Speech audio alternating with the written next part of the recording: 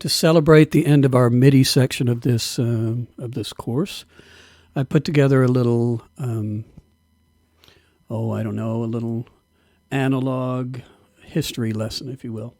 So I went through and kind of cherry-picked some people and inventions that I found interesting throughout history, and I wanted to share them with you. The first guy is Charles Wheatstone, and Charles Wheatstone was one of the earliest inventors to identify that sound was transmitted as waves. He devised several inventions pertaining to sound, and one of his earliest was called the enchanted lyre. And it really wasn't an instrument, but it was a sounding resonator hung by a steel wire from the ceiling. The other end of the wire was connected to a piano soundboard in another room. And when somebody played the piano, the sound vibrations were transferred down the wire, which resonated the hanging box. Like when I was a kid, we used to have the two cans, and you connect with a string and pull the string tight, and you could talk down it. Well, he was the person that kind of came up with this concept. When he first demonstrated it, he hung it in a music store, and the customers were amazed by an instrument that seemed to play itself. They saw this lyre, and it's playing by itself, and they thought it was a ghost or whatever was going on. And he got very excited by this, and he imagined different ways that sound could be amplified and transmitted. He was also the first person to coin the phrase microphone. He experimented with bellows and developed a small accordion called the concertina. And then he worked on the first speech synthesis gadget, improving on an invention by Wolfgang von Kepler, and he called it the speaking machine. And this is a very funny device. I'll play you a little bit of this. The way that it works is you have these bellows that you operate with your arm, and these bellows force air through this chamber, and there's all sorts of gadgets in this chamber that emulate the human voice. So there's a reed, there's things that sound like nostrils, there's a whistle sound, there's an S sound, there's this resonant pouch on the end that you can open and close like a mouth and make syllables. So all of this was done mechanically. And let's take a listen to what this sounds like.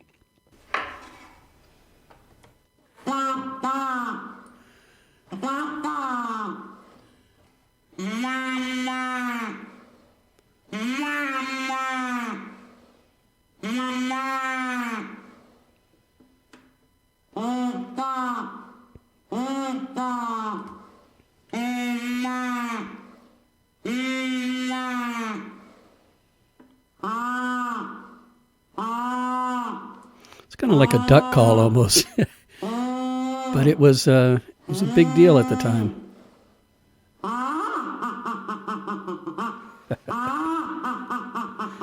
So that's the speaking machine.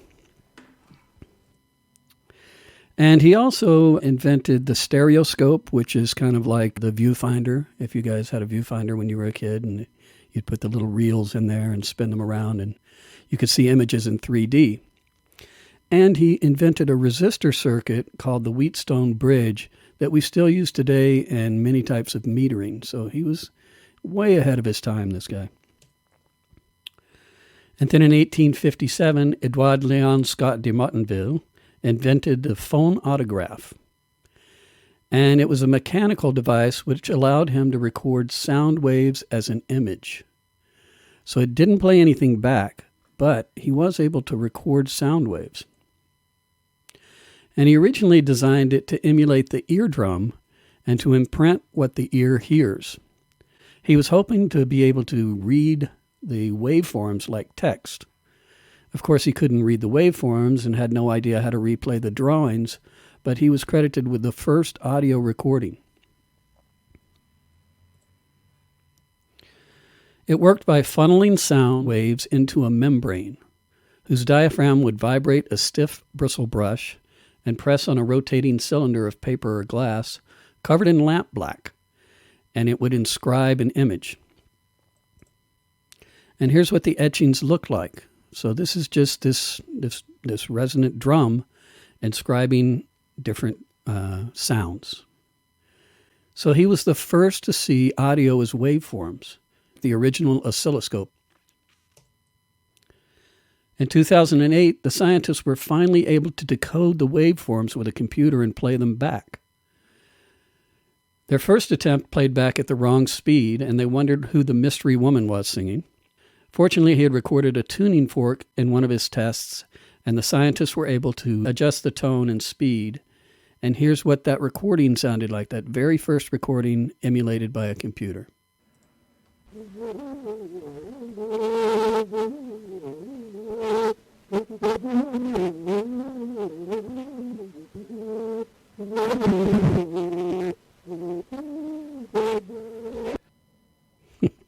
Not very high fidelity, but it is the first audio recording, and it was never able to be played back until just a few years ago. Next is Alexander Graham Bell, who in 1876 invented the telephone while contracted to invent a better telegraph. He and his assistant Thomas Watson were working to develop a telegraph that could broadcast on 3 separate frequencies called the harmonic telegraph. In theory, this would allow somebody to make multiple transmissions on a single wire. After many failed attempts, Alexander decided to spend his time developing a device to transmit the human voice. Bell made crude drawings, but didn't have the skills to facilitate his designs. Watson, who was an electrical engineer, helped him create this prototype. In 1876, he patented the telephone, and the first words ever transmitted were, "Mr. Watson, come here. I want to see you." He was in the other room, obviously. In 1877, Emil Berliner came up with a carbon button microphone he called the loose transmitter. Bell was so impressed with the carbon button that he bought the rights from Berliner for $50,000, which is over $1 million in today's money, so he could use it for his telephone prototypes. The carbon button microphone consists of a canister with a thin metal front membrane and a solid metal rear and carbon in between. As the front membrane vibrates, the resistance of the carbon is changed, and by passing a constant electrical signal through the plates, he got a modulated electrical signal. And this simple design was used in telephones until the 1980s. These early discoveries led to the beginning of radio broadcasts, sound reinforcement, and sound reproduction as we know it today. Bell's father, Alexander Melville Bell, was a linguist who centered on deaf education, and his mother was almost completely deaf. During his career, Bell's father invented a symbol-based system to help the deaf learn to speak, which he called visual speech. He could recreate sounds by using symbols. At a demonstration, he went into another room and had an audience member make random sounds. His assistant would write down the symbols representing the sounds, and he would recreate them without ever hearing them. Any noise could be recreated: words, burps, laughs, even farts, which he mimicked easily and interpreted the symbols. Alexander, like his father, spent early years working with the deaf, and during that time developed techniques to teach the deaf to talk and read lips. He eventually founded the Alexander Graham Bell Foundation to advance his teaching techniques for the deaf. Thomas Edison was one of the most prolific inventors in modern history with over 1,000 patents to his name. His inventions included the incandescent light bulb, the electric generator, motion picture camera, and alkaline batteries. And in 1877, he invented the tinfoil phonograph.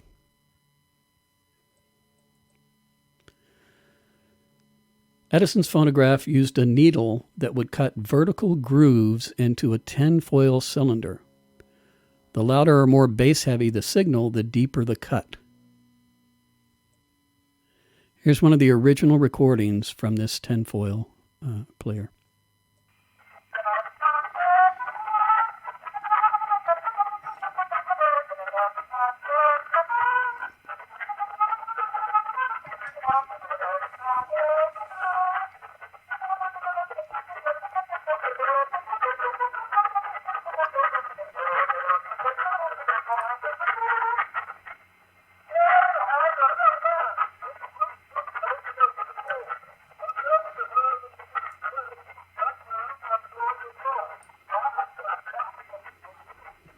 Okay, that's enough of that.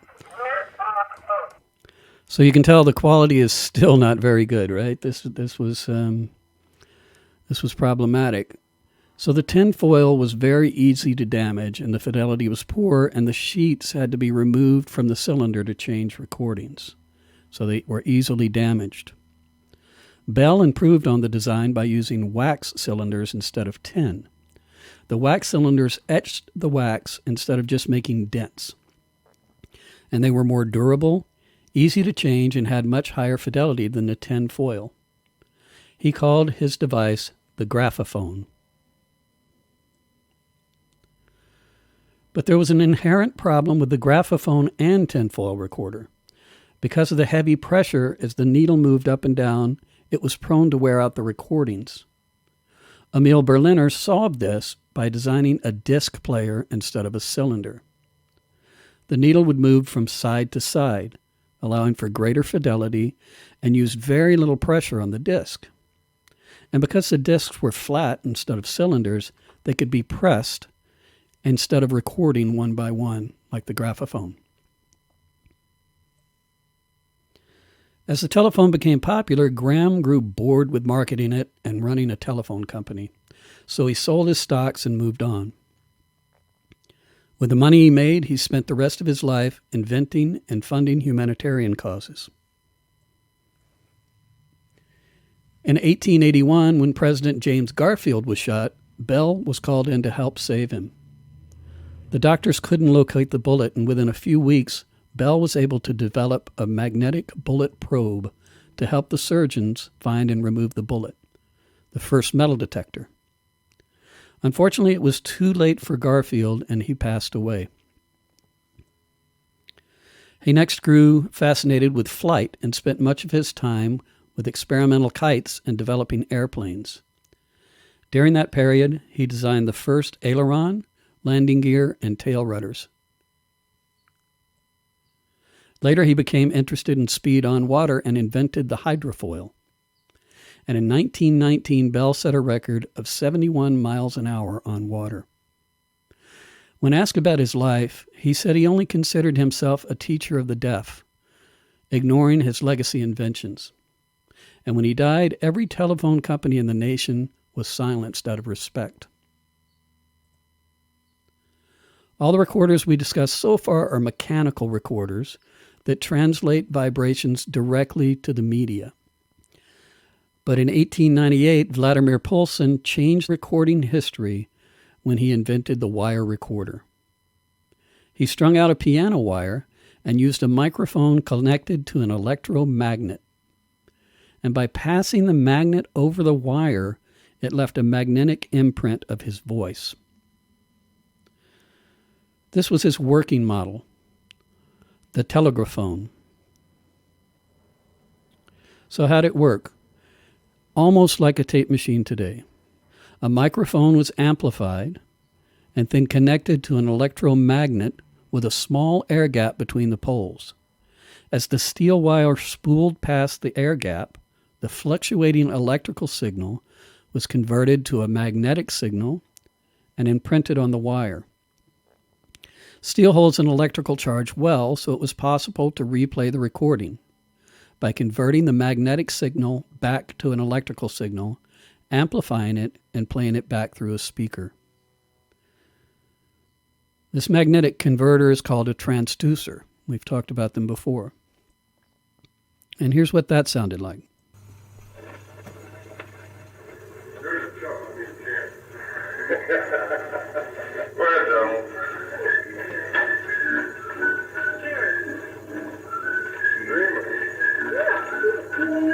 So this apparently was people listening to a radio show and talking, and they just recorded their party, a Christmas party.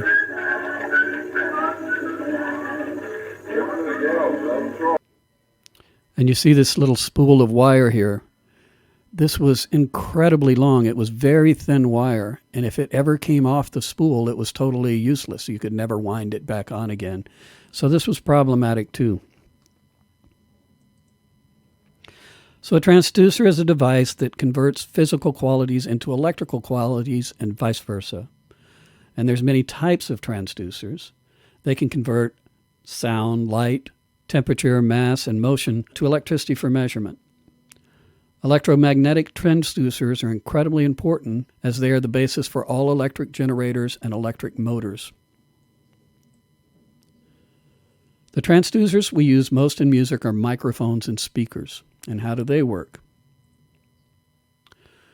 The speaker frame has a permanently attached magnet which surrounds an electromagnet called a voice coil. As the electrical current reaches the voice coil, it changes the polarity of its magnet to either attract or repel itself to the magnet attached to the speaker. This causes the cone to move in and out, creating air pressure changes we call sound.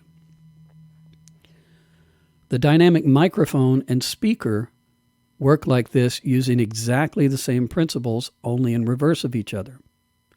As a matter of fact, one of my favorite bass drum microphones is a speaker from a Yamaha NS10, which is that old speaker I showed you in the studio that I said sounded awful, that everybody knew how it sounded. Yeah, that's the one. They would take the speaker out of this, and you can mount it on a mic stand and use that speaker as a microphone. And Yamaha found out about how popular this was, and so they started making a microphone called the Subkick, which is actually just a speaker mounted in a drum shell so it looks cool, and you put it up against the kick drum and it picks up all the subsonic frequencies. While we're talking about mics, I wanted to mention another microphone technology called the condenser mic. And the condenser mic uses a thin membrane called the diaphragm that's either metal or metal coated with an electrically charged metal backplate. So there's the diaphragm and the backplate. When sound vibrates the membrane, it disrupts the magnetic field between the two and creates an electrical signal. Condenser microphones require a battery or voltage from a mic preamp called phantom power. They're much more sensitive and easy to distort, so many microphones will have a dB cut switch built in called a pad. The third type of microphone is the ribbon microphone, and it uses a thin metal ribbon suspended between a U-shaped magnet. They have very low output and need more amplification than most types of mics. Sound can be picked up from the front or back, but not from the sides. It's very good at side rejection, so you commonly place instruments you want to isolate either 90 degrees or 270 degrees off axis. So you could place an instrument over in here and another one here and nothing here because it wouldn't pick up at all. They're very good for rejection. You can have a duet playing together and be on both sides of the mic. One side of the microphone sounds darker than the other, so just be aware of that. Besides different types of microphones, we have different microphone pickup patterns. And I'm going to go into this much deeper when we start recording. Okay, so these are, I'll just brush through this really quickly. If you look at the top here where there's a 0, that's where the person or the source would be, and the 180 is the rear. And this little diagram in the center is the pointing in the direction of the microphone. So an omnidirectional microphone picks up from all sides pretty equally. And then this is the ribbon mic we were talking about, called the Figure 8, and it has almost no pickup from the sides. And I'll do a demonstration of these mics eventually, and you'll see that when you walk to the side of this mic, the sound just disappears. It's pretty incredible. The Cardioid is the most popular microphone. It's used in almost everything. And the reason is it has very good rear rejection, but it has a nice pickup pattern that sounds natural also from the front. And this is what we use on just about everything these days. And then these last two are just variations of that same cardioid design with even a tighter pattern here with very little rear rejection compared to this cardioid.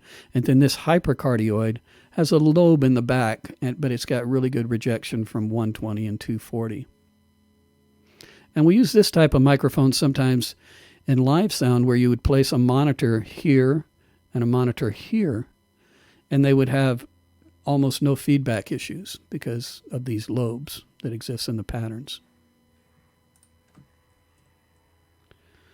So in 1924, Ludwig Blattner invented the big brother to the wire recorder called the Blattner phone.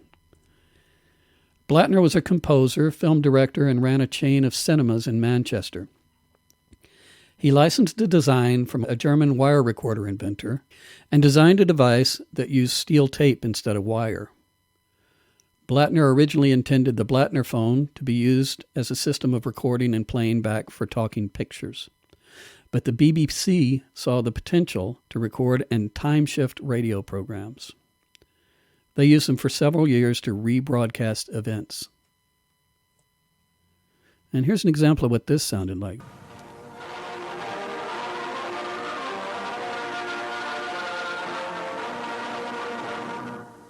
You have heard another edition of Canadian Calendar, where the events of the week as seen by London's Canadian eyes are presented and reviewed. In 1930, AEG, a German-based company, invented the first player that used magnetic particle tape, the magnetophone. And it used paper tape instead of metal with iron oxide particles that were bound to the tape using lacquer. This was the first practical tape recorder. And Hitler used this to rebroadcast his speeches in locations very far away as if he was actually at the event. And this is the first recording on a magnetophone prototype.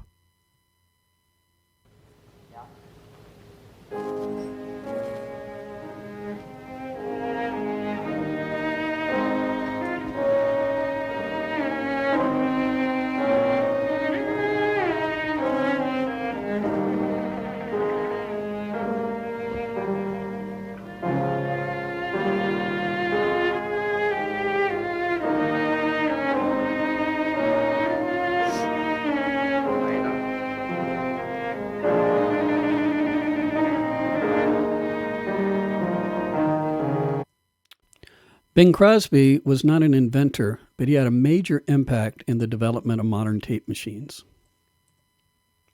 By 1935, Bing Crosby was an early pioneer in musical radio shows. He had a very popular show, but the schedule was growing too demanding for Bing to do a live broadcast once a week. As things progressed, he was required to do the show twice, once for the East Coast and once for the West Coast. By 1945, he was tired of his schedule and decided he wanted to pre-record the show so he could edit and broadcast at a later time, and it was interfering with his golf schedule. His first attempts using transcription discs were a total disaster. The sound quality wasn't near as good as the live broadcast his audience was used to, and editing was a nightmare. They would have several transcription machines and record from one to the other, losing a lot of quality each time, to try to assemble the show. Sometimes it would take 40 discs editing back and forth to make the final product. Around that time, Jack Mullen had returned from his World War II Army service with parts for 2 German magnetophones that he had shipped back in mail sacks over several months. When Mullen returned to the U.S., he and William Palmer started a recording and movie business. Palmer had a machine shop where they restored and modified the magnetophone. And Mullen made new electronics using American parts and used something called AC bias to improve the tape signal-to-noise ratio. AC bias is an ultra-high frequency that's way above human hearing, and it's added to tape during the recording so the tape responds more linearly. Mullen began demonstrating his recorder, which was far better than any other recorders of the time. It sounded live, and it could be edited with scissors and Scotch tape. Crosby's people heard the machines and were impressed, but there were only 2 machines in existence and about 50 tapes from Germany. They didn't have the tape formula to even make more tapes, so they only had these used tapes that they were re-recording over. So they knew they had to find another answer. Mullen had made an arrangement with Ranger Industries to share information so they could build their own magnetophone. They had planned to develop their own tape since the other tape formulas didn't work with the machine. Ranger developed his own tape recorder, and Crosby invited Ranger and Mullen to both record a show to compare the machines. Ranger's tape recorders were nothing special, and the magnetophone easily won. After recording a season, the tapes had so many edits, they had to transfer the tapes to discs for the broadcast because they were afraid the tapes would break. 1948 season was the first radio tape broadcast. After that season, new machines were invented by Ampex and tape formulas by 3M. Crosby needed new machines for his next season, but Ampex didn't have the money to complete development. Bing gave Ampex $50,000 in cash and a plain envelope so they could develop the machines. Later, Crosby was awarded distributorship for Ampex tape machines and 3M tape for his donation and support. Les Paul was a virtuosic guitar player who invented the solid body electric guitar, but also came up with a technique that changed recording forever: sound-on-sound recording, or overdubbing. Early Les Paul recordings were recorded direct to disc using an album cutting lathe. But he developed a technique which he would make a recording, play it back with a second turntable, play along, and re-record the original recording. So he would be overdubbing. In 1949, Bing gave Les one of his Ampex tape machines, which he modified, adding another playback head before the record head, so he could listen to the source on tape and record a new part on top. But this was destructive recording because he's adding on top of the original signal. So later, he got a second machine so he could keep the original and overdub on the additional machine like he was doing with the cutting lathe and the records. He worked with Ampex to develop the first 8-track recorder, a mixer with EQ, and created some of the tape effects we still use today, such as tape delay and flanging. Later machines improved and eventually led to the 24-track recorder. We talked about this a little bit recently, and I'm just going to brush through this real quick. The tape moves from left to right, starting with a supply reel, past the tape guides and heads, to a pinch roller, and capstan, which controls the tape speed. So this is the motor that controls the speed, and this is just putting pressure against the capstan. The capstan speed is controlled by an oscillator, which can be varied as needed. The take-up reel has a motor that's always pulling lightly to keep the tape spooling. And the supply reel has a motor that pulls back slightly on the tape to keep tension on the heads. If you watch a video of a tape machine as it runs out of tape, you'll notice that the take-up reel speeds up after it leaves the pinch roller, since it has nothing to regulate the speed. The take-up reel guide acts as a motor off switch. So once the tension is released, it moves and shuts off the motors. So yeah, this guide right here, it has a switch on it, and when the tape pulls back on it, the motors engage. So you have to tighten up this take-up reel to make the motors engage. And then when the tape totally runs out, the switch flops back, and it stops this reel from spinning out of control. So we talked a little bit about record heads, and here's a close-up of the record head. Modern plastic tape is made with ferric oxide coating bound to it. And during the manufacturing process, the tape is passed through a strong magnetic field to align the particles lengthwise before binding sets in. So they magnetize this tape opposite of the gap in the head and make a blank tape, basically, that everything's aligned, all the particles are aligned. When recording, a mild magnetic field stresses these particles, and some of the particles are forced to be aligned with the head gap. The stronger the field, the more the particles are stressed, until at some point all of the particles are stressed, which causes distortion. When this happens, the tape can't take any more magnetism, so we say the tape is saturated. As recorders progressed, we developed many formats. You couldn't just play a random tape without knowing the head format. And here's some examples of the different head configurations for one tape. So you go and you get a tape from someone, it could be any of these configurations. You got mono and stereo. You got mono that you would flip over the tape and listen to this side and flip it over and listen to this side. You had the same thing with stereo. You flip over the tape. And then you had these staggered head machines too, which the heads were not in sync, and you would have to align them with a delay. And then you had a quad or 4-channel quarter-inch tape machine. So you couldn't just pick up a tape and play it. So now let's talk about working in an analog studio, and this is how I got my start, in the role of assistant engineer in an analog studio. When I got my start, I started as an intern. And the assistant engineer is, it's a thankless job, but it's the backbone of any recording studio. When the assistant arrives hours before everybody else, the entire place has to be cleaned and vacuumed. Floors, all the equipment, the console faders, the patch bay, as dust and smoke can damage the sensitive equipment. Next, you set up your routing and remove any unused cables from the patch bay. The patch bay is the switchboard of the studio. As a matter of fact, studios inherited them from telephone technology.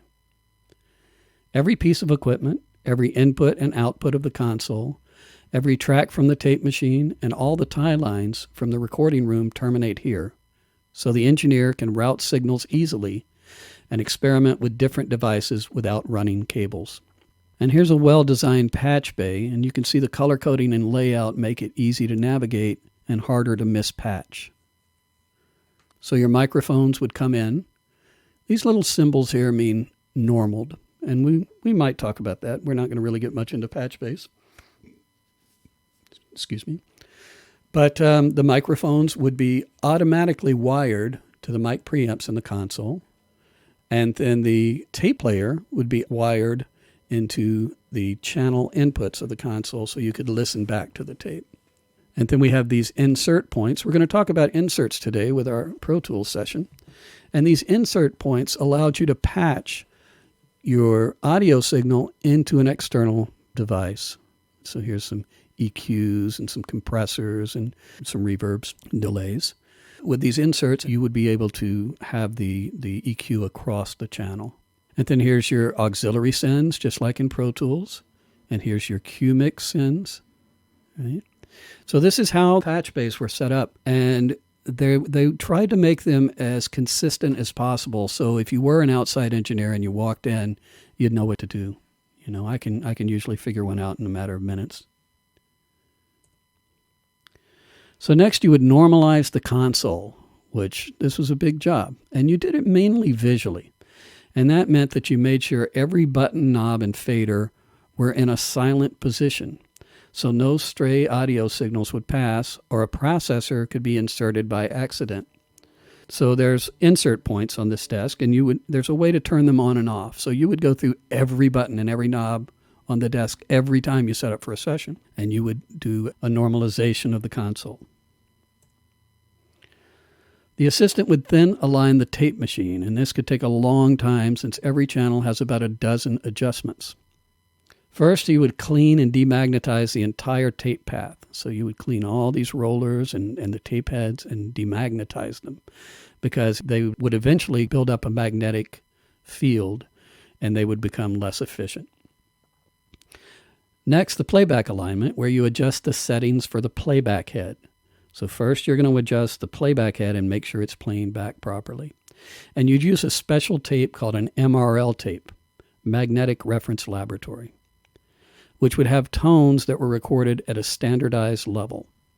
You'd then adjust the playback volume and EQ for each of the 24 channels using a tiny little screwdriver called a tweaker, a little plastic screwdriver. And you would put on a virgin reel of tape on the machine and do a record calibration. You would first adjust the input level of all the tracks and make sure that you put your oscillator and you would send this tone to all the tracks and you'd make sure they were all exactly on 0. And then you put all the tracks into record and you would adjust the record level and EQ for the playhead, for the record head, just like you did the playback head using this signal generator. After you aligned everything, you would record 30 seconds of the 3 calibration tones, which were 1K, 10K, and 100 hertz. And so if you recorded these tones on the tape, when you went to another studio, you could calibrate your multi-track tape machine so that it sounded the same as it did in the first studio. Soon all the musicians would arrive and you'd set up all the mics, stands, DIs, and headphones and plug them into the live room patch panel in the studio. Once the engineer arrived, you'd babysit with him and do most of the work, because he probably wouldn't be familiar with all the ins and outs of getting the gear working correctly in your studio. You'd ask how he wanted the control room equipment hooked up and patch everything and test everything. Then you would have to label every channel of the console so no one grabbed the wrong fader, label the outboard gear, get the engineer a cup of coffee, and start taking notes of everything so you could recreate it at a later date. During the session, you would document everything possible. If the engineer came back and things were different, he'd be mad. First, you'd make a track sheet that listed what was recorded on each track of the recorder. This is one from Michael Jackson Thriller, and this is by an engineer named Bruce Swedien. And this was what we called a slave tape or a work tape. And so the main tape would have maybe the bass and drums on it and percussion or whatever, and you would do these little bounces, these little submixes. And then you would have SMPTE, and we talked about synchronization of the machines. This is how you would synchronize the machines with this SMPTE track. So you could work off of one tape and record all these other tracks, and then later synchronize the two machines. During the recording session, you would watch the tape counter and make cue sheets that listed the sections of the song so the engineer could find them easily. So you would have, counter number 000, intro, counter number 30 seconds, that would be verse 1, whatever. And you would list this. And it did a couple of things. It made it easier to find the spots on the tape, but it also made sure that the engineer didn't accidentally erase anything because he knew what was coming up at what counter number location. After the session, you'd document all the equipment using recall sheets, which were drawings of all the outboard equipment. Document the console, which was another massive job to document all those knobs and faders. Label all the tapes and clean up the live room, and you'd leave exhausted hours after everybody else. Thank God for Pro Tools, huh? So today we're going into waveform editing. And to get started, I want to get you guys familiar with some terminology. I've got a couple of videos here, and they're really done well. He talks very fast, so you have to kind of pay attention to what he's saying. But the first one is about how sound is transmitted. And let's take a look at that. Check out this speaker. If we plug it in, it makes sound.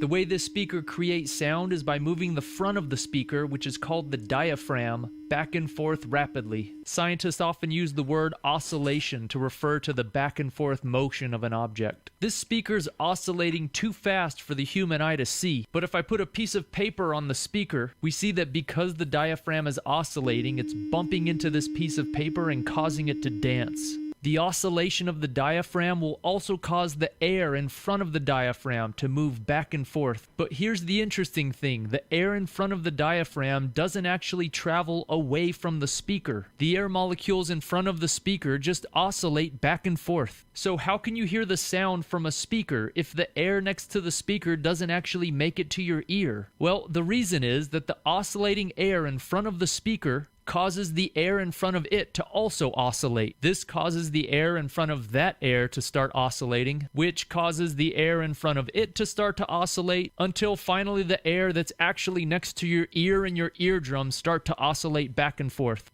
This oscillating air that's next to your ear is moving, so it has kinetic energy. So it can transfer energy into your eardrum, which you can perceive as sound. So this speaker was able to transport energy through the air without actually having to transport the air itself. This is an important enough fact for me to state again. Energy is traveling across the room here, but air itself is not traveling across the room. Only the disturbance within the air is traveling across the room. If air were being transported across the room, it'd be better characterized not as sound, but as wind. So this is why we call sound a sound wave, because it shares the defining feature of waves, which is being able to transport energy through a medium without having to transport the medium itself. Medium is a fancy word for the material or substance through which a wave is traveling. Air is typically the medium for situations involving sound waves, but sound waves can travel through all kinds of different materials, like water, metal, or even human flesh and bone. And the fact that sound can travel through human flesh and bone explains something you might have always wondered about,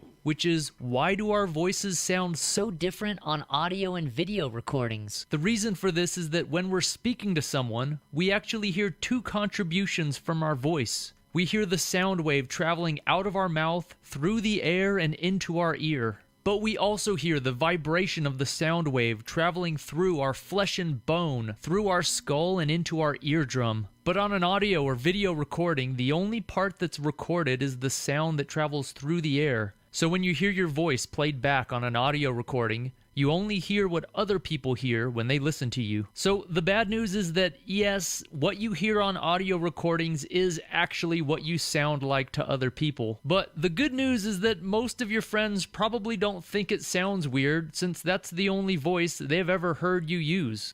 Unless you do actually have a weird voice. In which case, I'll risk sounding pretentious by reminding you that you shouldn't waste a lot of time worrying about what other people think of you anyways.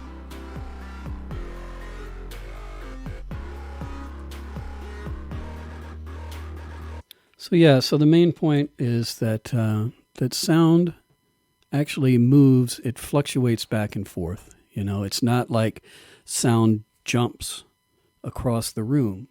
It's actually pushing the air molecules in front of it. And this is what we're going to be working with today when we look at waveforms.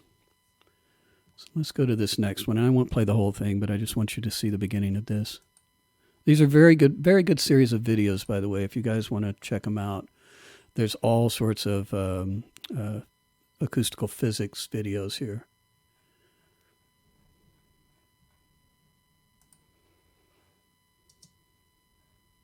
This is what a sound wave sounds like, but what does a sound wave look like?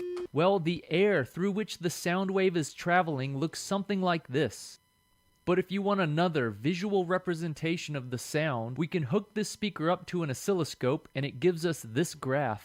We say that this shape represents the sound wave because if we focus on a single molecule of air, we see that it moves back and forth just like a sine or cosine graph.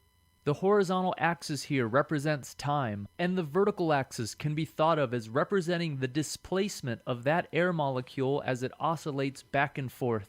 The center line here represents the equilibrium position or undisturbed position of that air molecule. If we turn up the volume, we see that the oscillations become larger and the sound becomes louder. The maximum displacement of the air molecule from its undisturbed position is called the amplitude. Be careful, the amplitude is not the length of the entire displacement. It's only the maximum displacement measured from the equilibrium position. Okay, so let's talk about this for just a second. So if we look at our sound wave here, right, we have the two axes. This is our amplitude. That represents volume, right? This is how fast the air is moving. And so these air particles are moving in a sine wave type of, this is a sine wave obviously, so it's going to be in a sine wave type of movement. And the higher, the closer these are together, the higher the pitch. The further they are apart, the lower the pitch. Sound wave. The period is defined to be the time it takes for an air molecule to fully move back and forth one time. We call this back and forth motion a cycle. We measure the period in seconds, so the period is the number of seconds it takes for one cycle. We use the letter capital T to represent the period. If we decrease the period, the time it takes for the air molecules to oscillate back and forth decreases, and the note or the pitch of the sound changes. The less time it takes the air molecules to oscillate back and forth, the higher note that we perceive. An idea intimately related to the period is called the frequency. Frequency is defined to be 1 over the period. So since the period is the number of seconds per oscillation, the frequency is the number of oscillations per second. Frequency has units of 1/seconds, and we call 1/second a hertz. Typical sounds have frequencies in the hundreds or even thousands of hertz. For instance, this note, which is an A note, is causing air to oscillate back and forth 440 times per second, so the frequency of this A note is 440 hertz. Higher notes have higher frequencies, and lower notes have lower frequencies. Humans can hear frequencies as low as about 20 hertz and as high as about 20,000 hertz. But if a speaker were to oscillate air back and forth more than about 20,000 times per second, it would create sound waves, but we wouldn't be able to hear them. For instance, this speaker is still playing a note, but we can't hear it right now. Dogs could hear this note though. Dogs can hear frequencies up to at least 40,000 hertz. Another key idea in sound waves is the wavelength of the sound wave. Okay, we're going to stop here. We'll get into wavelengths later. But I just want you to get kind of an idea of the amplitude and the period and how the waveforms actually work in air, because we're going to be editing waveforms. So next, let's just open a brand new session. Okay. And if you want to follow along, you can. So I'm just going to make a new session here. And we'll do 48. And I'm going to call it waveform.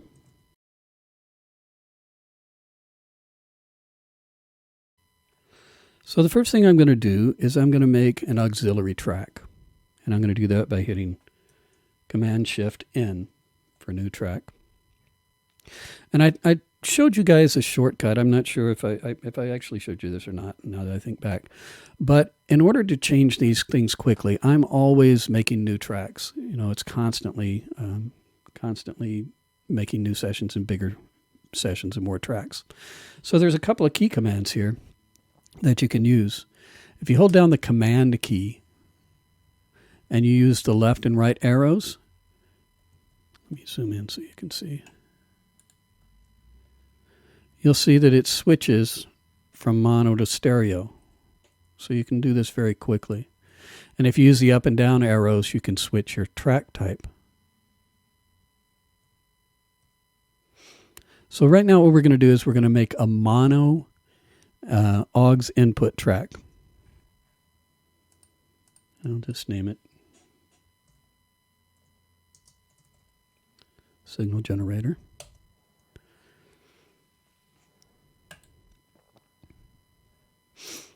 And Pro Tools has a really cool device, and it's called a signal generator.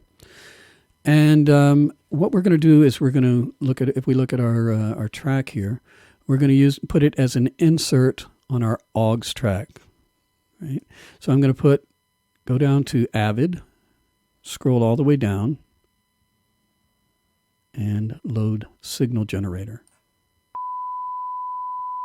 Mute that, that's annoying. Okay, so far, you know, we've only been working in the edit window, but I kind of want to introduce you to the mixer window a little bit here.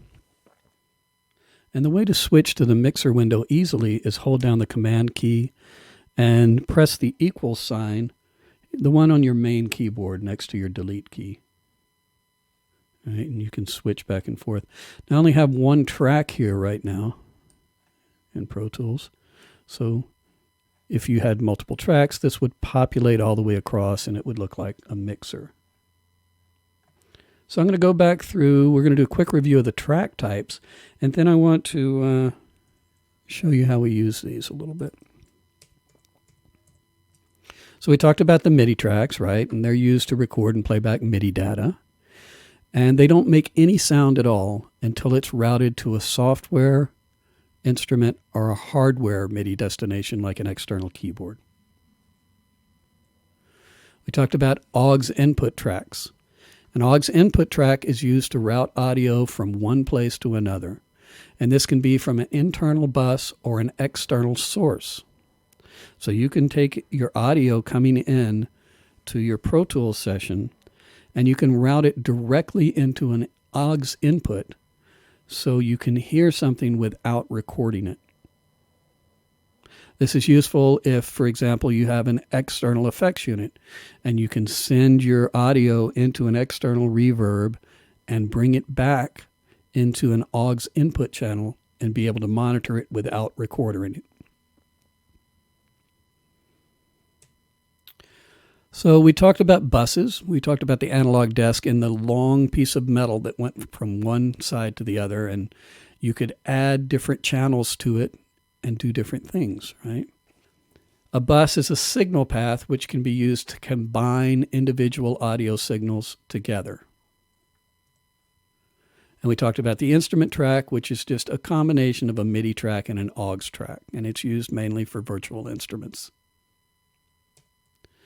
So next, we're going to be adding Pro Tools audio tracks. And it's a track that contains digital audio information, and it's usually viewed as waveforms.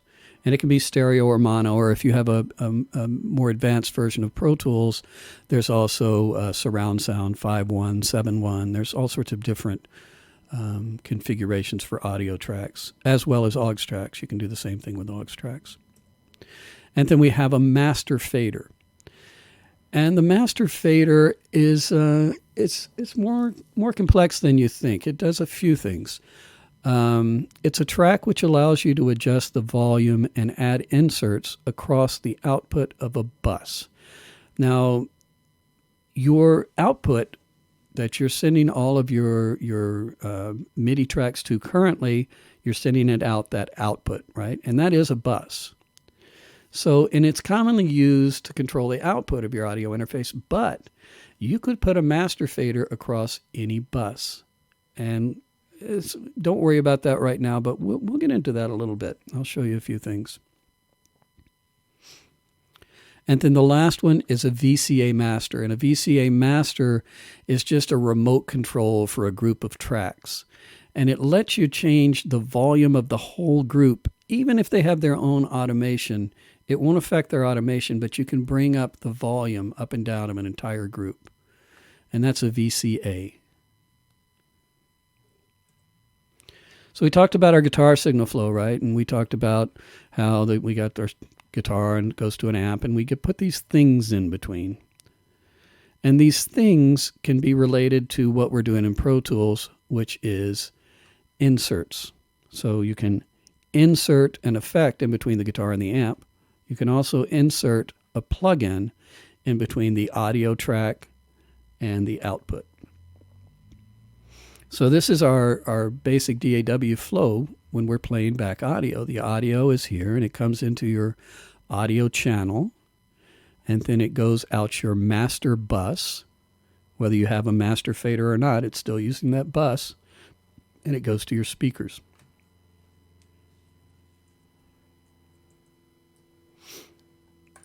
So here we have it here, right? So we have our signal generator. We don't have any audio recorded yet, but we have a signal generator, and it's here at the first stage of the insert. If I put things after the signal generator, it would affect the sound of the signal generator. And if you look at the edit window, the mixer window first, if you look at the mixer window, the sound comes in the top. It goes through all of these inserts in order, right? So if you put something here, it's going to affect what's here, and it's going to affect what's here. So the order is very important of inserts. And then the next section is your aux send section, which you can use to send to reverbs. By the way, I like the parallel compression you used there. That was very nice. And you can send these aux sends to reverbs, or there's a bunch of different things you can do with them. And then the sound travels down, and it comes out this output here, which is where you assign your output. So what I want to do is I want to take this signal generator, and I want to record it onto some audio tracks. So what I'm going to do first is I'm going to make 4 new mono audio tracks. Command-Shift-N. I'm already on mono, so I'm going to use Command-Down arrow to switch it to an audio track, which it was already there. And I'm going to make 4 new audio tracks. Oops, I didn't type in 4. Let's try it again. New. Make 3 more. And what I'm also going to do is I'm going to make a master track or a master output. And I'm going to do that because these signal tones are not really good for your ears to listen to at loud levels. So I'm going to turn them down, and I'm just going to put a master fader across everything. So I'm going to do Command-Shift-N, and I'm going to make a stereo. I'm going to use Command and use the right arrow to make it stereo. And then I'm going to hold down that Command key again, and I'm going to scroll down with the down arrow and find Master Fader.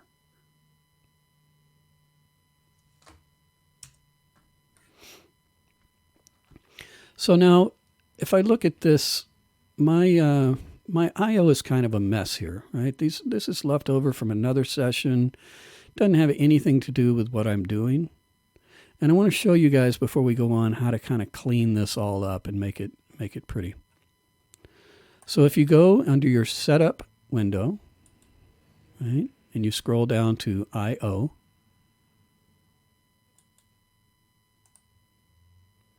it brings up this I/O setup box. And this setup box, like most of these things, has a bunch of tabs across the top. And these tabs represent, this input tab represents all of the inputs of your audio interface.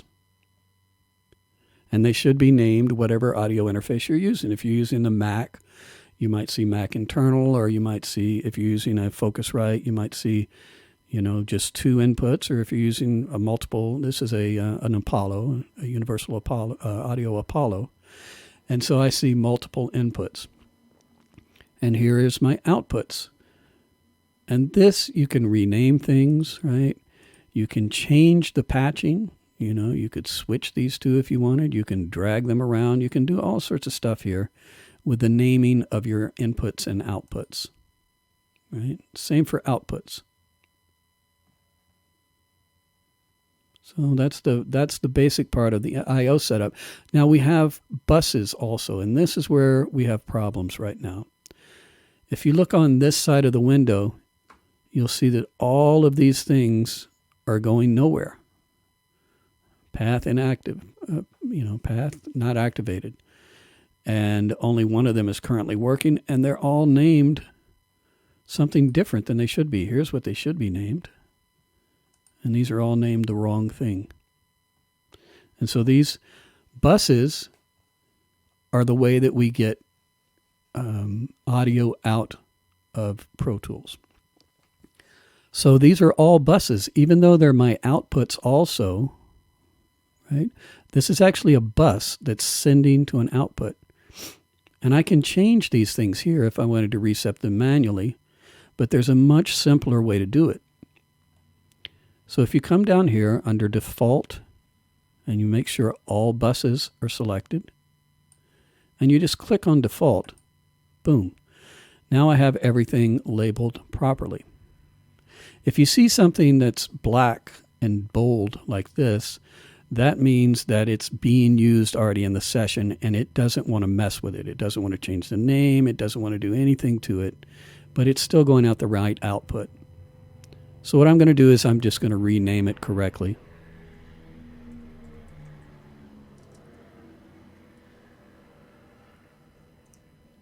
Right. So now I have all of my outputs labeled correctly.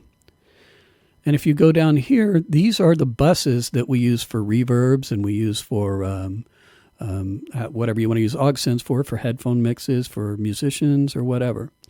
And they're labeled and set up in an odd way for me anyway. They're all stereo buses. And in order to get a mono bus, you have to open one up and you have to find the bus here. And it's just clumsy. And so I have kind of my own way of doing this. And what I do is I select them all the buses, not the output buses up here, but these user buses, if you will. And I delete them. And then I click on New Path. And I'll make a bunch of mono buses, because sometimes I use mono and sometimes I use stereo, and I'll make a bunch of stereo. So let's do, 12 mono buses. I'll name it M for mono, and it will number it for me automatically. So now I have all these mono buses ready to go. And then I want to do stereo buses also, so I can send stereo sources. So I'm going to click on New Path, switch it to stereo. I'll type in 12, and I'll name this S. If you can come up with your own kind of shorthand for titles, it's much easier to see things in Pro Tools. So now I've created 12 stereo buses. See, mono and stereo. Is everybody clear on that? It's a little convoluted. You can, whatever these buses are named, these output buses here, right? Like this is my main output bus. You can change the patching over here. So the names don't really mean anything. It's about where these things are patched. And if I had all of my tracks coming out this line 1 and 2, and I decided, I want to send those out of line 3 and 4, well, I could either go into Pro Tools and I could change every output and everything, or I can just go over here and switch it to outputs 3 and 4.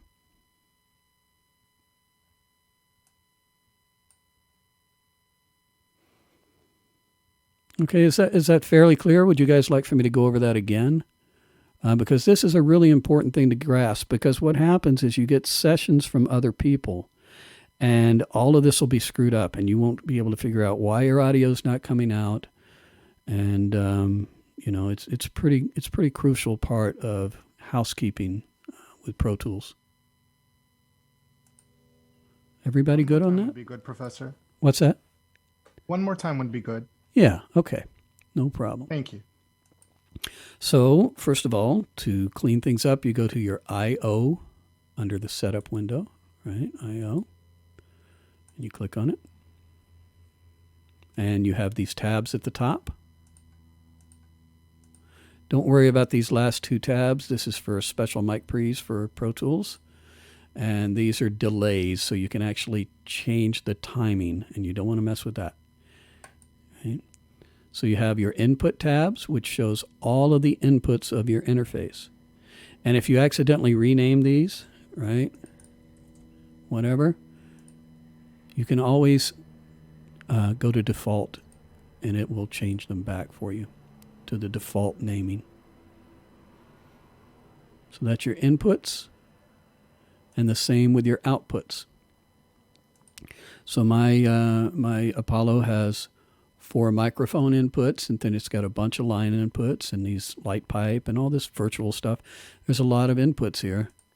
And a lot of times people will rename things.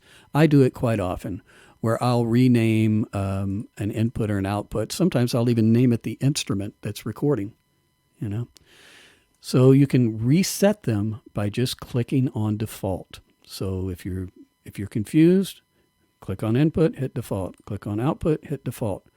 Go to bus and hit default.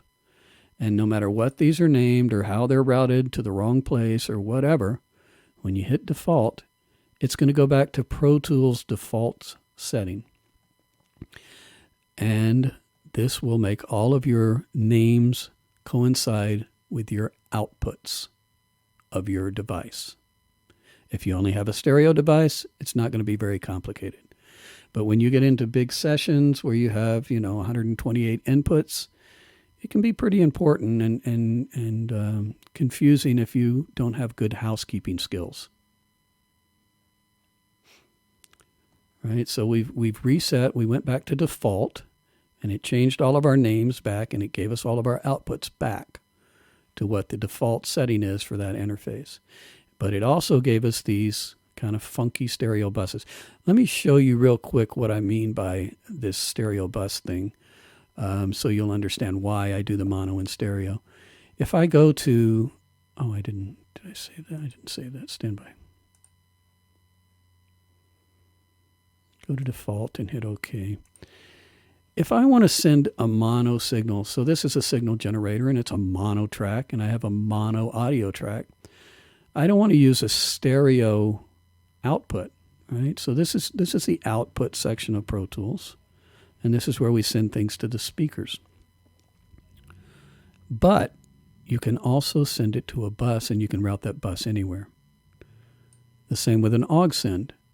If you go to bus, you see how it says bus 1, 2, and then underneath there's a bus 1 and a bus 2, and then a bus 3, 4, and underneath there's a bus 3 and a bus 4.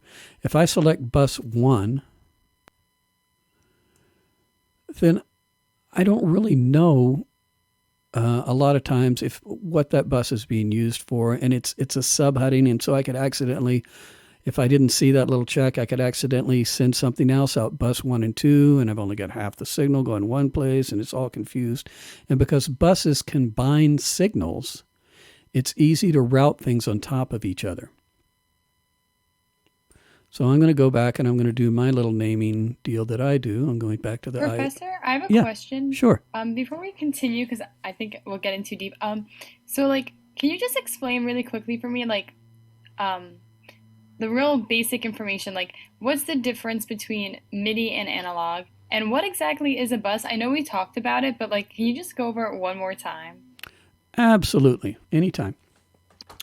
So MIDI, right? MIDI are the little notes that you play on a keyboard, and it's just a trigger for a synthesizer.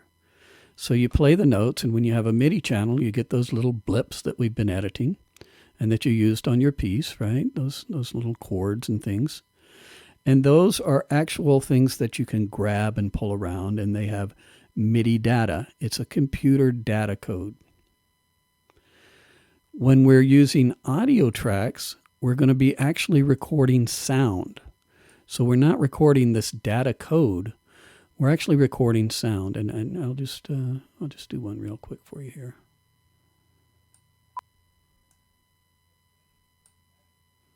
Take my master and turn it down some. I'm going to unmute this. I'll put this in record. I'm going to explain how I did all this in a second. So now I'm going to, wait for notes on. Hey guys, if this, I sent you this session. Oh no, I didn't. This is a session from scratch. If you ever see this wait for note on, turn that awful tone off. If you ever see this wait for note on, it's not going to start recording or playing back until you hit a note on the keyboard. Okay, so don't use that. It doesn't work very well. I don't recommend it. So even if I'm trying to record audio, right, and I put the machine on record, it's going to sit there until I hit a note on the keyboard, like I just did, and now it starts recording. So I don't recommend that. So I accidentally had that on. I'm turning it off. And so we have this audio that's being generated, right? This is not a MIDI instrument. This is audio. And this audio signal generator is sending out sound out my normal output, like when you're listening to your headphones or whatever. You know, I could turn that on, and we can hear the sound coming out the output. So now I can hear that sound, but I'm not recording it. In order to record that sound, I have to send it somewhere. I have to send it to an audio track. Because we have the output set to our speaker monitors, and I'll relabel this speakers just to make it easy. Right? So because we have this audio going to our speakers right now, we're not going to be able to record it. We have to send it to a place to record it because this is an aux input. There's no audio on this track. It's only like a pass-through. It's only a way to monitor something or to listen to something. You can't really record on this track at all. So you could record MIDI on a MIDI track, but this aux track is only for audio to pass through. So I want to record this. In order to record this, I have to use something called a bus. And if you want to think of it like if you have your guitar and your amplifier, right? So if you want to think of a bus like a cable, right? It's a digital cable. It's a way that you can pass audio from one part of Pro Tools to another.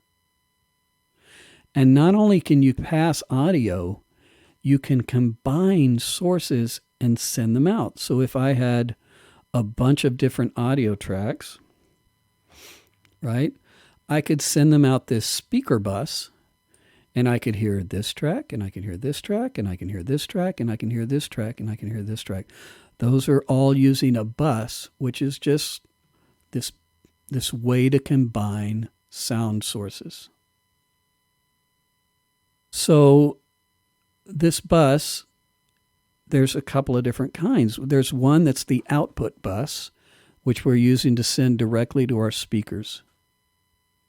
And then there's another kind of bus here. See these output buses?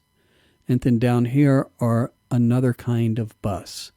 And these are blank buses. They're user buses. You can do whatever you want with them. You can route stuff wherever you want it to go.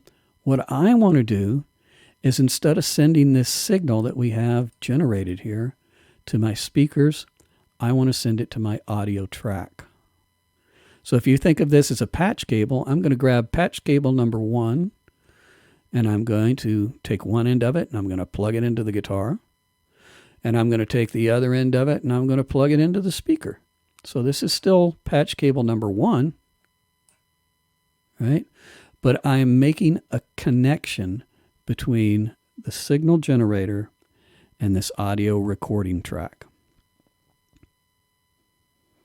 Okay, thank you so much. That really helps me. I just I've never been in the studio, and sometimes I can't visualize it. So No sorry. problem. I make you explain it again. No, that's the reason I'm here.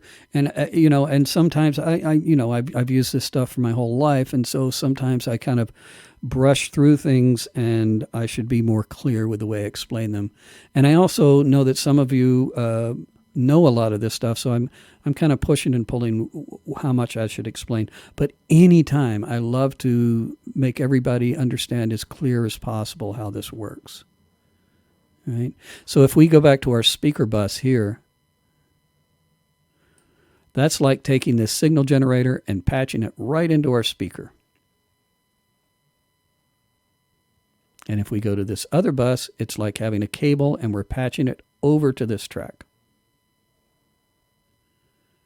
All right, so let's go back to the I/O here for a second. So we were part way through, and you see I've messed up my my bus here. Right? We defaulted these back to their normal settings, so the right names are right. But I've renamed this one speaker. And this end of things can be mispatched also, but you usually don't have to mess with that. If you just hit default, it will kind of do everything for you.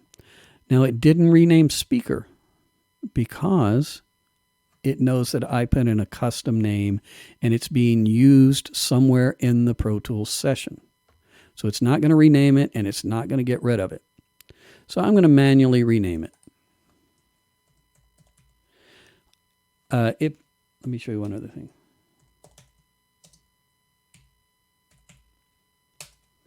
All right, so I'm naming it the same convention as these other lines here. If I were to just delete this, like I'll delete it now. Right? That was used in the Pro Tools session. So that speaker output, when I come back to my Pro Tools session, you'll see that it just took it away from everything. So when you delete things in here that have a bold highlight around them, it's going to delete your patching in your session. If you just rename it correctly, it won't delete it. But anytime you see bold, see, we use this bus to patch that audio track from the signal generator. And so it knows that bus 1 is being used, and it's not going to let me delete it accidentally. So if I manually delete it by just hitting the delete key, it'll give me this warning that says, ooh, you're already using that. If you continue, it's going to lose all of its patching. Right? So I want to do that because I'm going to repatch everything anyway. Right? So there's nothing bold here. That means nothing is patched in my entire session. Okay, so now let's go back and let's make our default again. So I've really messed this up now. So I'm going to just hit default, and it's going to relabel everything perfectly. And it's going to repatch all of these things perfectly. But it made my buses that I don't like, these stereo buses. So I'm going to get rid of them. Just because it's a cleaner interface for me. You don't have to do this. You can use the stereo buses if you want. But for me, when you have a lot of things going on, the naming and the organization of these things is crucial. So I'm going to add new buses. So these are my output buses, right? And these are all routed to all of my outputs of my audio interface, right? And they're mapped correctly to all the outputs. So these match these. Now I need to add some buses so I can do some manual patching. And I like using separate mono and separate stereo buses. So I'm going to click on New Path. And I'm going to add 12 mono buses. And these are the user buses we can use for anything. And I just name them M to keep the name short. Now I hit OK. And I have 12 mono buses. I'm going to click down here at the bottom. So wherever you have this selected, that's where it's going to add the new tracks. And so I'm going to click at the bottom because I want my stereo buses to be underneath my mono buses.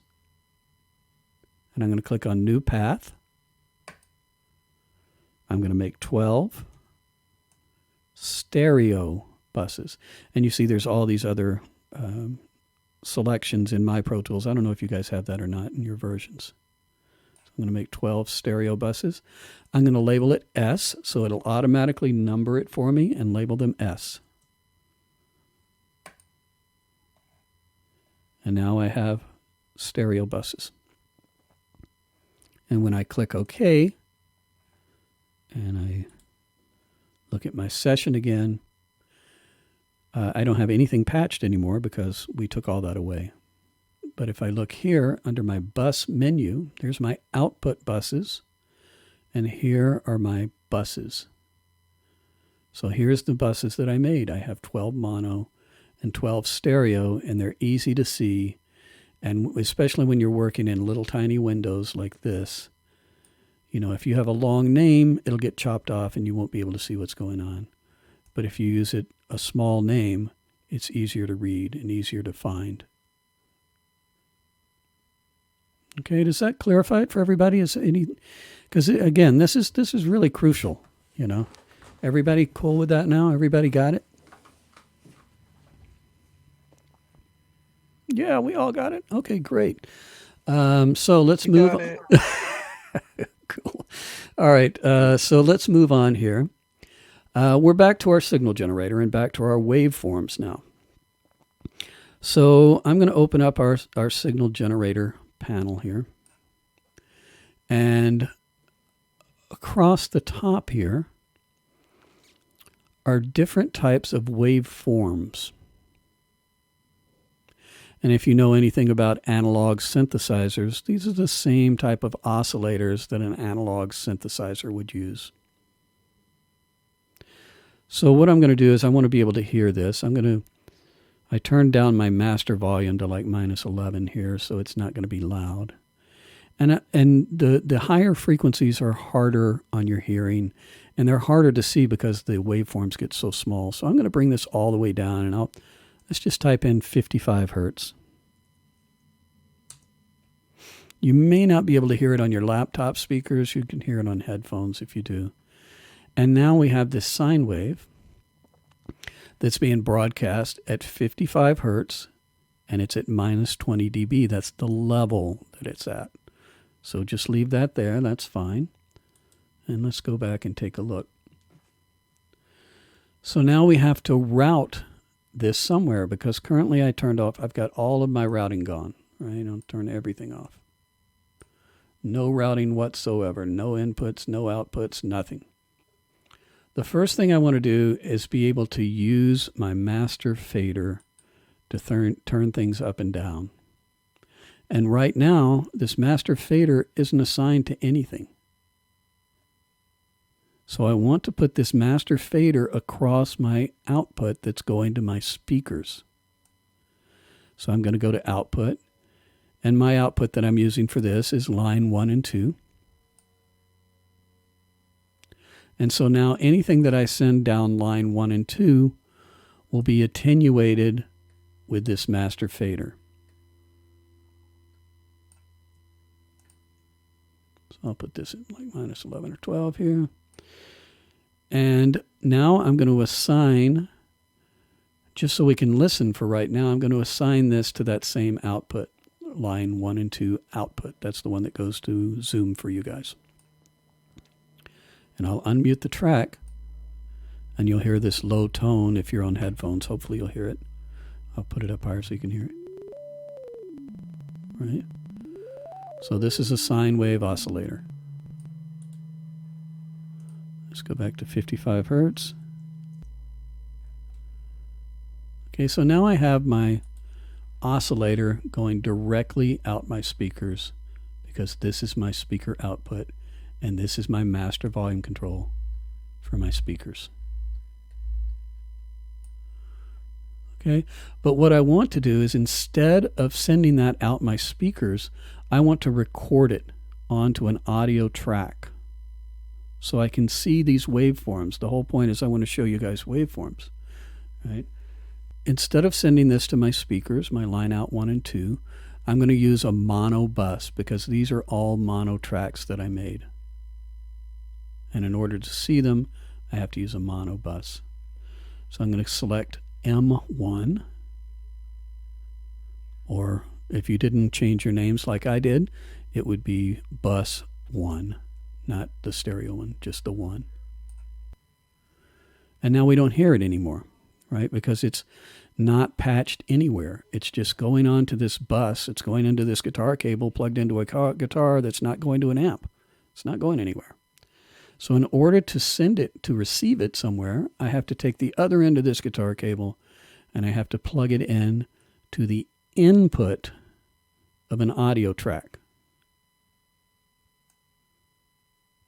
So I'm going to take M1, and now I have the output of the signal generator going into the input of an audio track.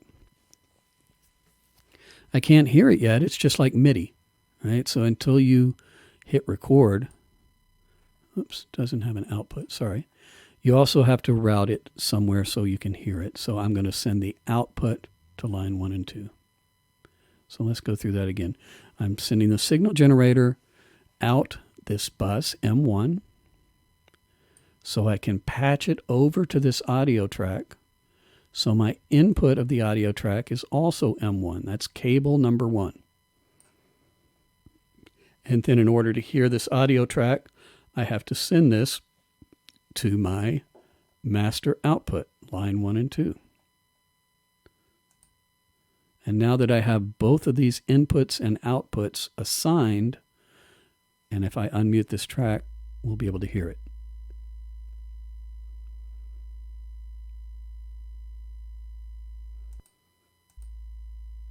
Everybody following me? Anybody have any questions? Are we all there? Have we all got this little simple patch going here? I have a question. Yeah, go ahead. So what would happen if we put the signal generator as an insert on the audio track? Oh, that's a great question. So you wouldn't be able to record it. You could hear it. So I'll drag it down here to the audio track. I'll take this out of record. And you'll see that you can hear it. Right? But what's happening actually, if we go back to our mixer, and that's Command equal,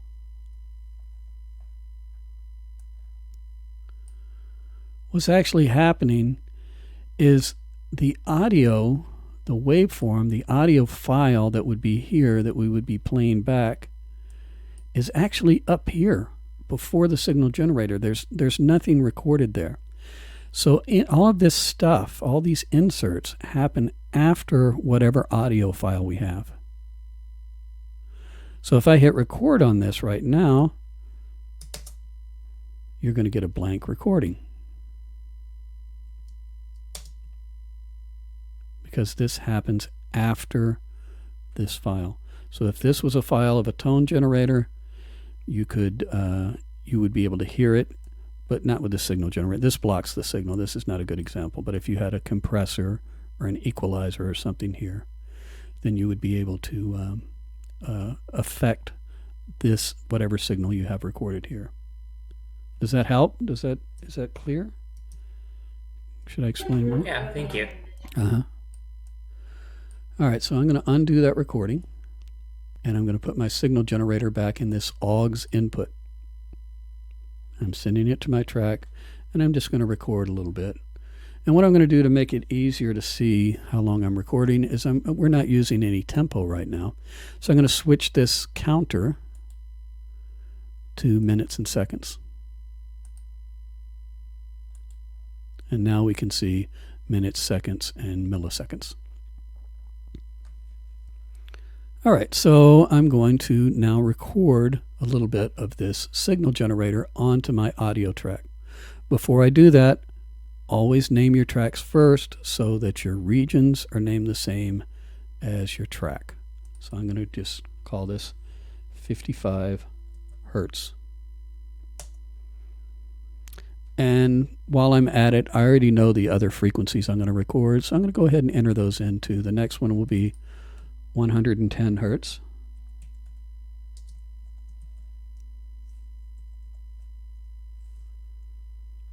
The next one will be 220. And the final one will be 440.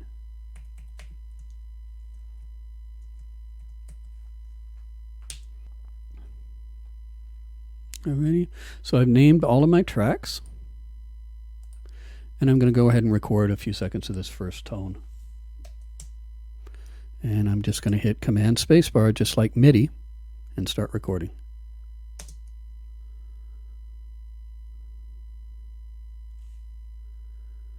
Just go 5 or 6 seconds is plenty. All right, so that's my 55 hertz tone that I've recorded. Was anybody not able to record their tone? Okay, good. So what I want to do is, if you have your window, your toolbar, remember we can change the view of the toolbar here. And if you have your zoom turned off, your zoom controls, just go ahead and turn those back on for right now. And maybe you can turn off something else. We're not using the MIDI section right now. You can turn that off if you like, or whatever you like. But just make enough room so you can get these zoom features in here, because it'll be useful. So this is our tone, and it's recorded at -20 dB. And I'm going to go ahead and I'm going to record the other tones also. So I know that my signal generator is sending out this patch cable number 1.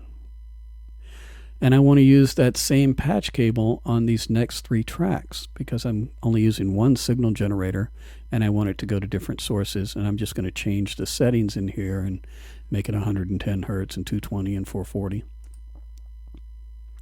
So what I can do is there's a shortcut command where you can select the first track that you want to add a bus to, and you can select the last track that you want to add a bus to by holding the Shift key, and it will highlight all 3 of the tracks. You can do it independently too by using the Command key. If you hold down the Command key, you can turn things on and off. And this works this way in so many things in Pro Tools. So I'm going to press down click on the first one, hold down the Shift key, and click on the third one. If I wanted to deselect one, I just hold down the Command key, and I can individually deselect. And the same selection happens up here in our tracks view. I can do the same thing. I can deselect like that. I'm going to go back to the mixer because it makes it easier to see. I'm going to hit Command equal to get back to the mixer page. And you'll notice on this mixer page, just like the edit window, there's these little arrows down here. And this arrow opens up that same tracks list. This little arrow here opens up the tracks list. And so now, no matter which window I'm in, I can see that tracks list, and I can resize it just by dragging this over so I can see all the names. And I can do the same thing here. I can hold down the Command key, or I can deselect, and I can select one and then hold down the Shift key and select all the consecutive ones. So Shift for consecutive, Command for individuals. So now that I have those selected, the command to do things to selected tracks, and you can do a lot of things with this, is Option Shift. So I have the track selected, I'm holding down Option Shift, and when I select my bus, it's going to go to all the tracks. See, now they're all M1.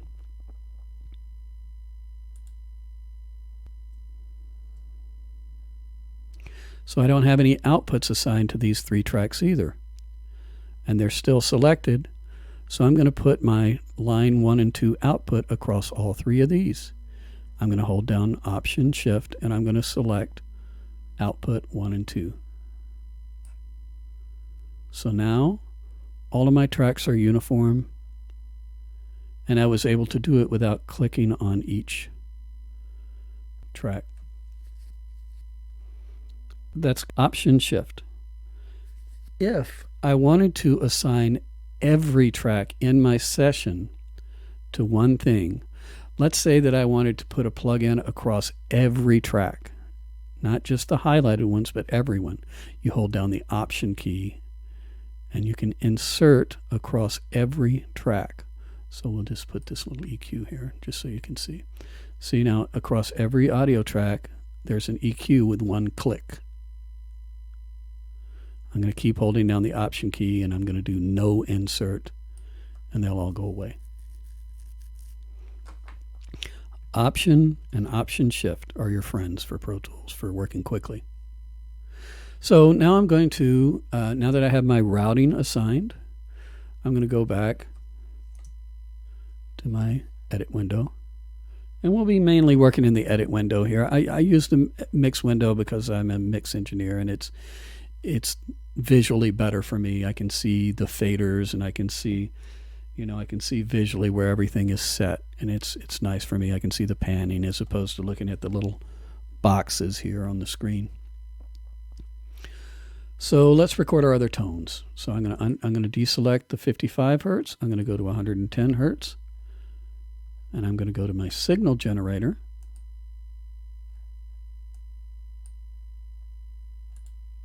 And I'm going to type in 110.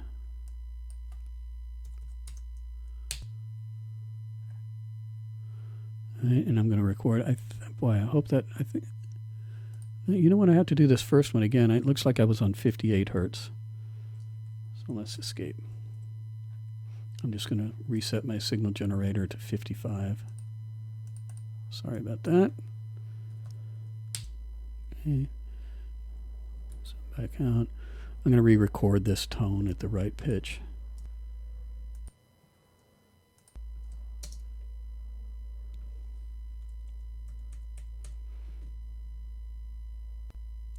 Now you see how I had that region selected, and then when it got to the end of the region, it stopped recording. And that's a function of Pro Tools. And it's really useful if you want to make all of your recordings the same length. So now that I've recorded my 55 hertz, let's go record our 110. I'll just take this track out of record. We've already done all of our routing. Put this one in record. Change my frequency to 110. And since I have this region selected, it's going to automatically stop recording at the end of the region. And there's a couple of caveats to that we'll get into as we get more into it. There's something called Quick Punch, which enables it to record more. But I'm going to record my 110 hertz now.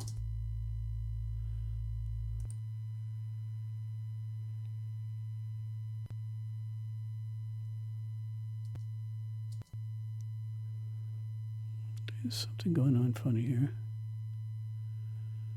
Oh, I see. No, that's fine. So next, I'll go to my next track. I'm going to put it in record. I'm going to change my frequency to 220 hertz.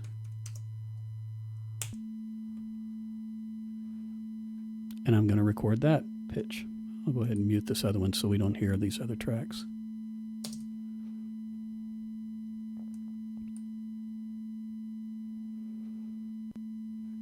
Okay, and then the last one is 440.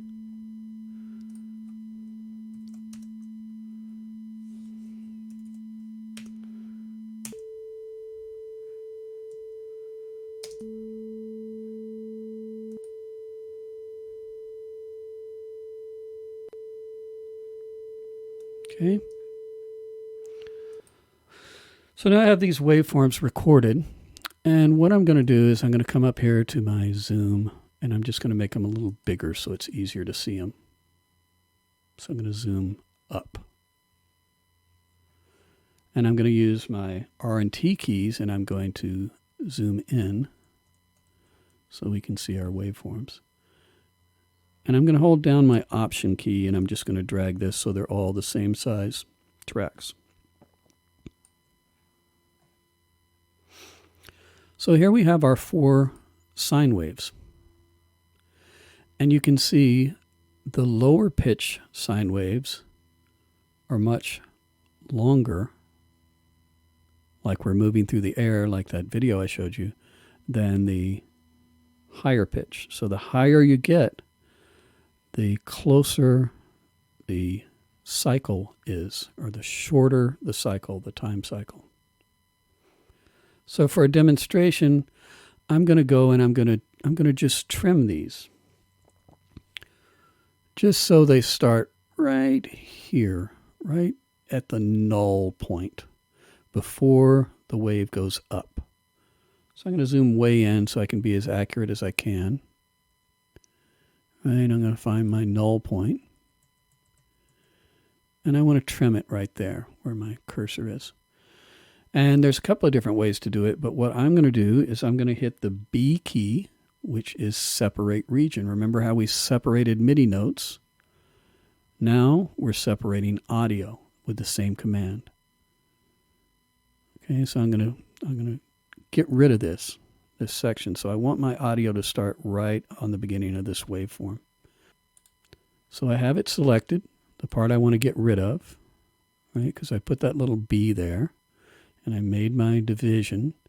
I'm going to double click on it. And then I'm going to switch modes up here. And now we're going to use something called shuffle mode. Not sure if we've gotten into shuffle mode yet. I don't think so. So what shuffle mode does is it's going to delete this little bit of audio. And then it's going to take the rest of this region and it's going to snap it to the beginning.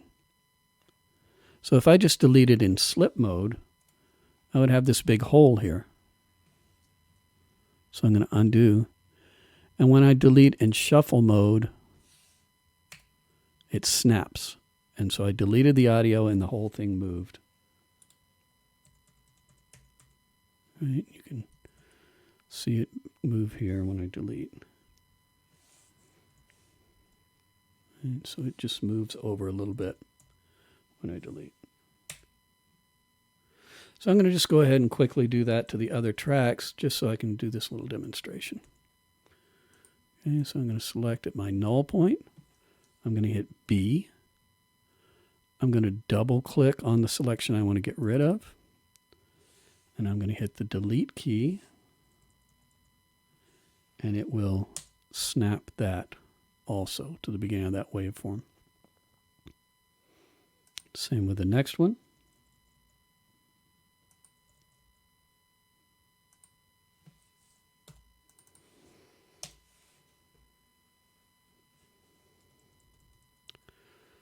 Okay, so those are all at the beginning, and then we have one more to do down here. I'm going to zoom in, find my null point. Oops.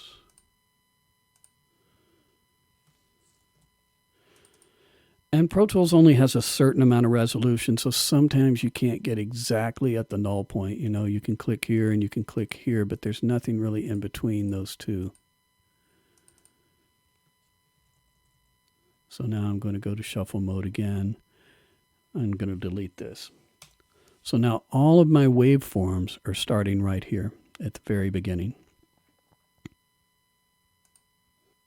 Whenever you use shuffle, make sure to turn it off when you're done, because you can get things way out of sync easily. It's one of those tools that you use it and you put it back to slip or grid always. So what we have here now is our sine wave.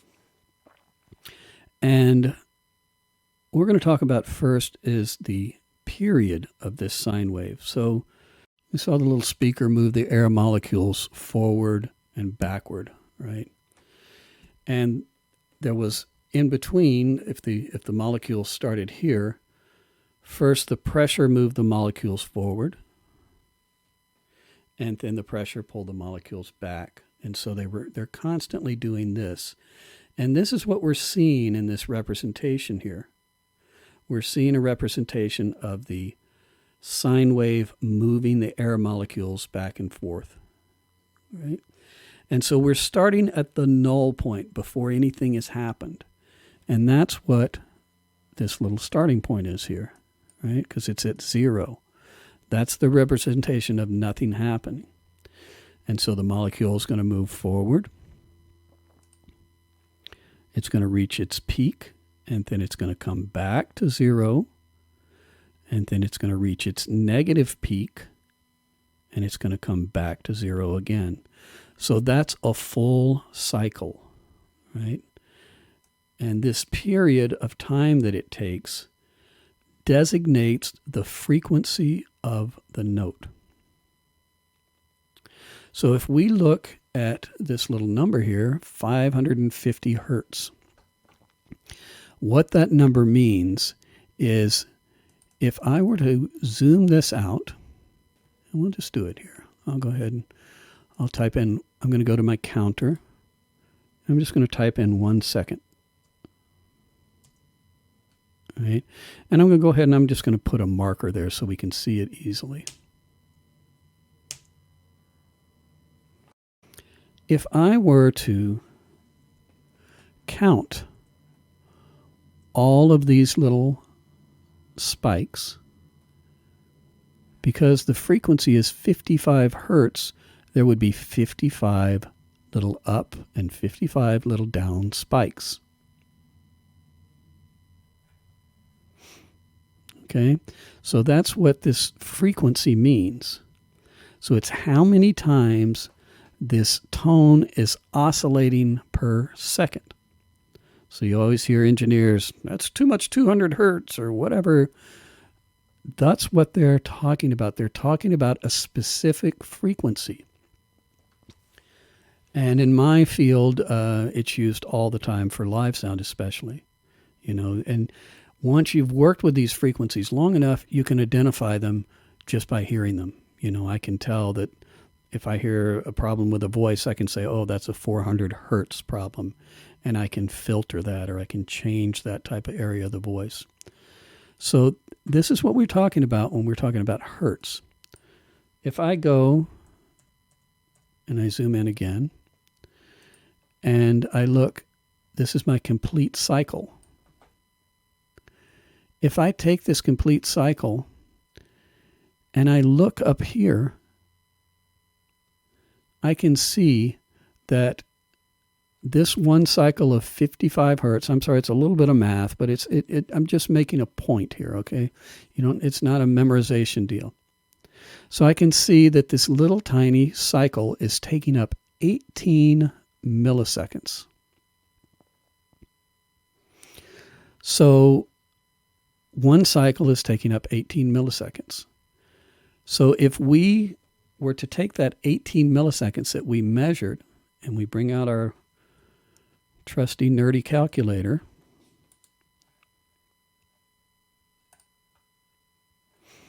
And we take our 1 second and we divide it by our wave, our cycle length, or our period length. Our cycle, one cycle is 18 milliseconds.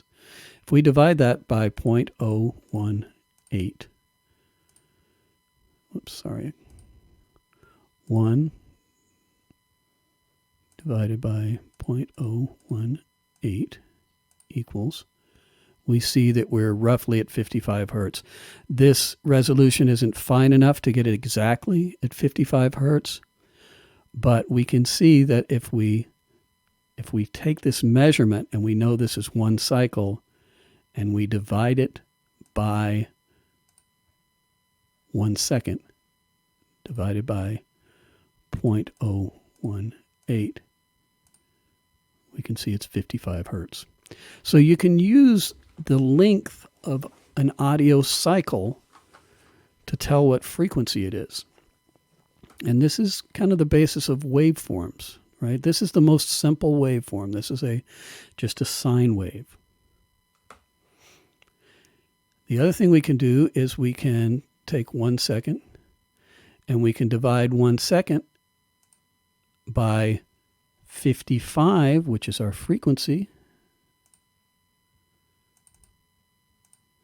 And we can see it comes out to 18 milliseconds. So it works both ways. Okay, so that's my math section of things today.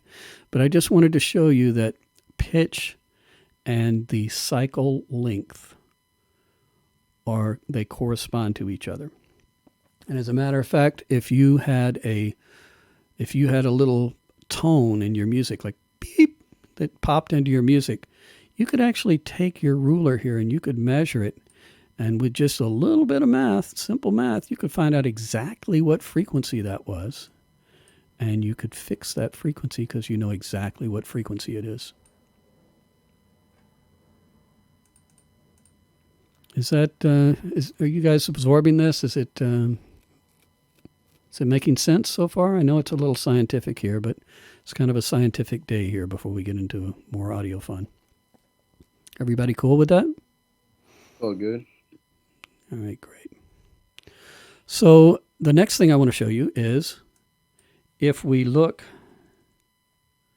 at the next frequency, which is 110 hertz, you'll see that there are 2 cycles in the time of 55 hertz. So this is just reiterating what I just said. So 55 hertz is this length. 110 hertz is going to be twice as many fluctuations for the same length. If I go to 220 hertz, 1, 2, 3, 4. 4 times as many. If I go to 440 hertz, there's going to be 8. 1, 2, 3, 4, 5, 6, 7, 8. Okay? So that's basically what waveforms are. They're just this visual representation. If I take and I combine 2 waveforms, I'll just do this really quickly and then we'll move on from this. If I take my 55 hertz and I combine it with my 440 hertz, then you're going to get a complex waveform, meaning that there's more than one pitch in it. So what I'm going to do to make this little demonstration is I'm going to use another bus. You don't have to follow along with this if you don't want. But I'm going to grab bus number 2. I'm holding down Option Shift because I have 2 tracks selected and I want to send those out bus number 2. I'm going to make a new audio track to record to.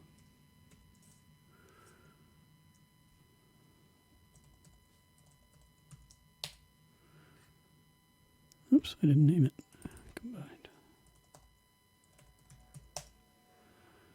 And you'll see when I record this combination of the 2, we get a complex waveform. Oops.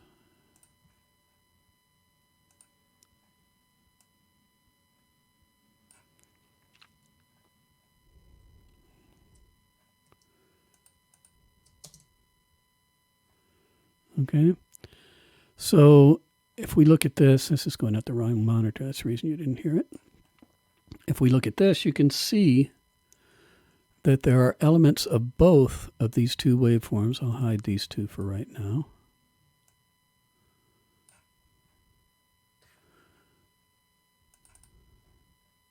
So we have this waveform.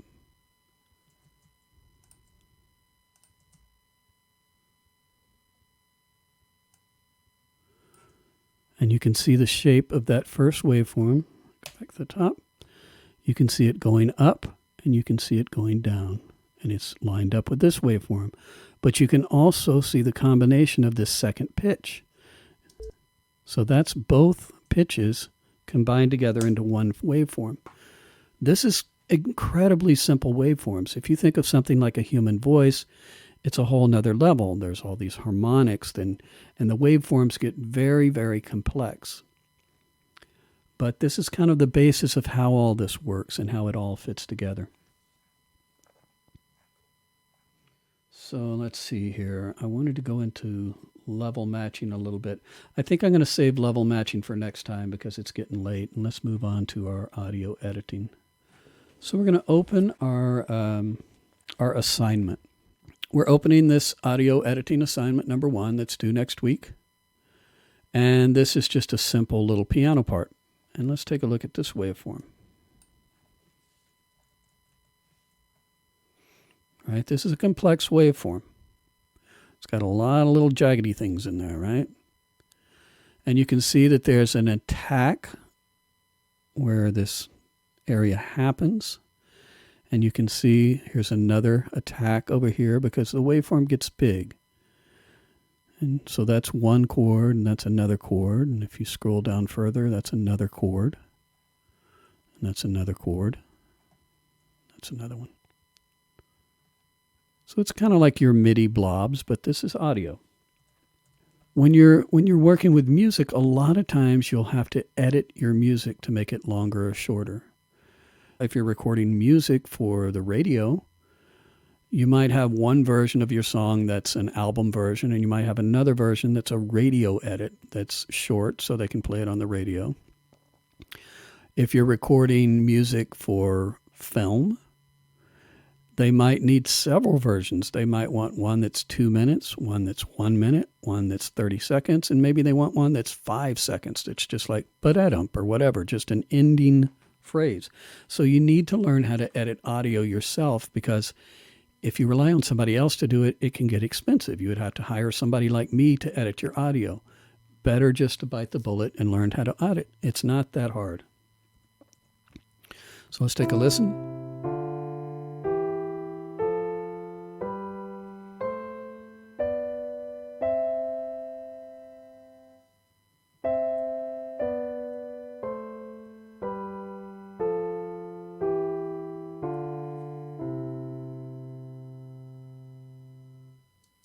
All right. So if we wanted to shorten this piece, the first thing you have to do is think about the form. And we have a beginning, and we have a middle, and we have an ending. And it's important that you have a strong ending, right? Because that's the last thing people are going to hear. So if I wanted to shorten this and I wanted to cut some notes out, I'll just kind of do some random notes here. Maybe I'll make one edit here. And I'm going to cut out this section. Maybe I'll cut out all this, and then I'm going to snap this together and see what it sounds like. So I'm in grid mode right now because this audio is pretty much to the grid. It's a little loosey-goosey, but it's pretty much to the grid. And so I'm going to go to shuffle mode now, like we just did. Now that I have my selection, and I'm going to hit delete. And now this audio snaps together. And let's see what it sounds like.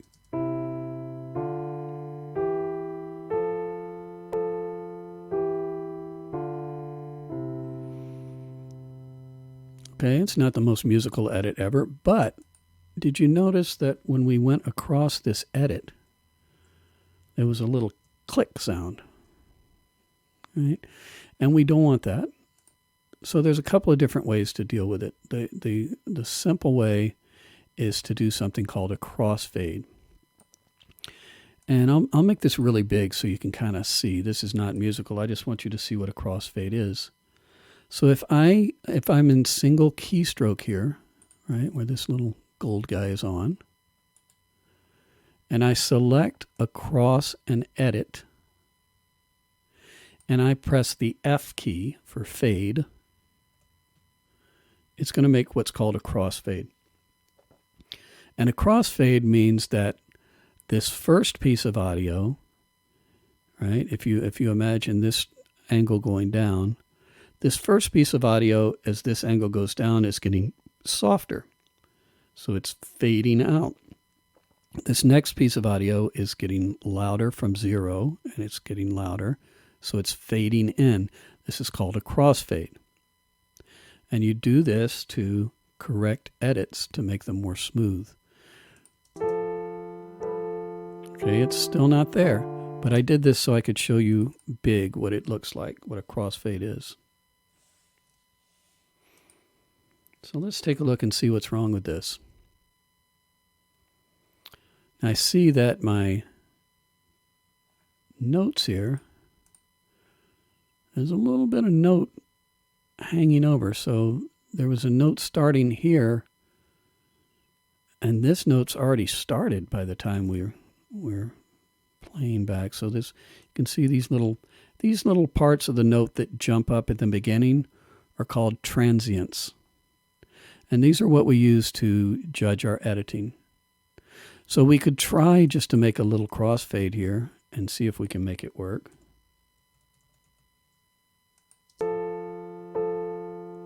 It's better, right? Still not perfect. I hear 2 notes there.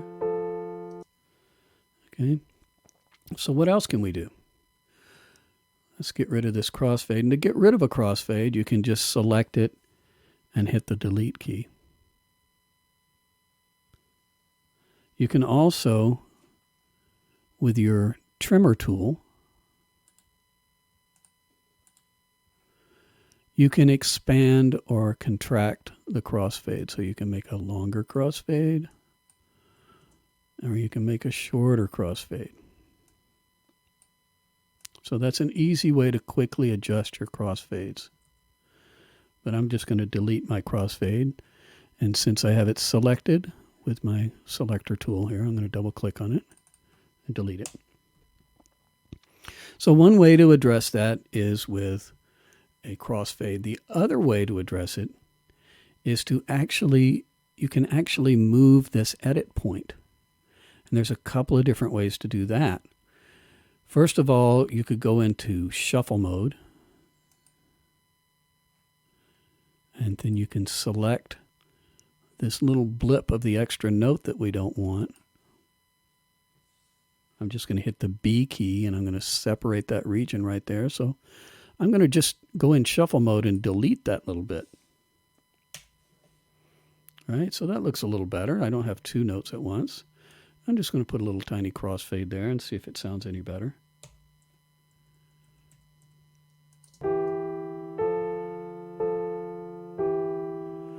It's a little better, but I still hear the note is kind of cut off here. It's kind of softer. The attack of this note is louder, and that one feels softer, like, you know, it's not, I'm not hearing that initial attack like I should be. And he could have played it softer too, I'm not sure. But let's address it another way. I'm going to undo that.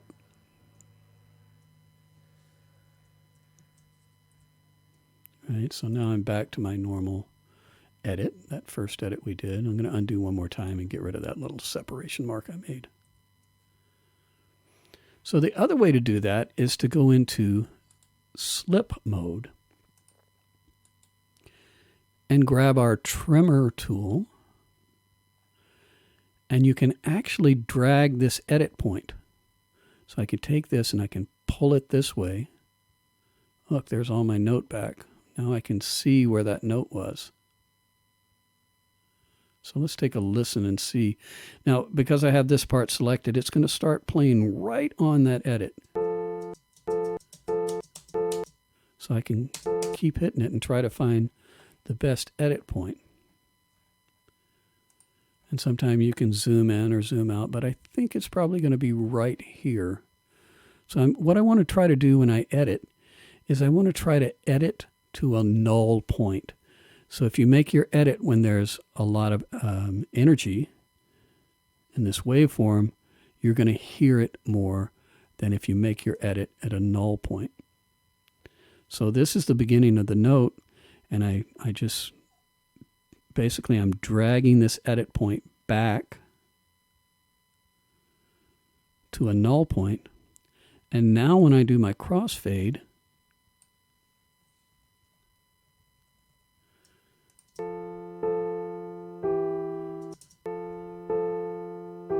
right, it's much smoother. It's not the most musical edit. Let's do another one. Let's get rid of all this. Okay, so I just undid a bunch of times there and got back. So let's find another edit that we want to make. Let's make one that's even shorter this time. Let's go.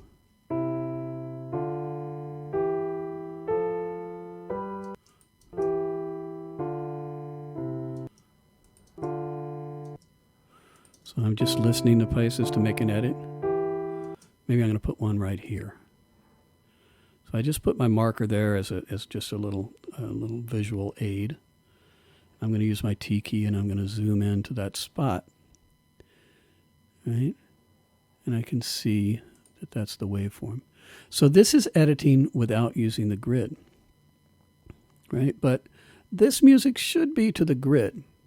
So I'm going to go back to grid mode here. And I'm going to select from here to the end. Okay, so that way I'm making my edit with the metronome and it will be in time. If I just delete a little bit of audio in here, it's going to make all this stuff out of time after my edit point. So I'm just going to use the grid mode right now, and I'm going to select my audio, my edit. I'm going to go back to shuffle. I'm going to hit delete. And I'll have this, which the edit will need to be doctored, but we're going to listen to it musically.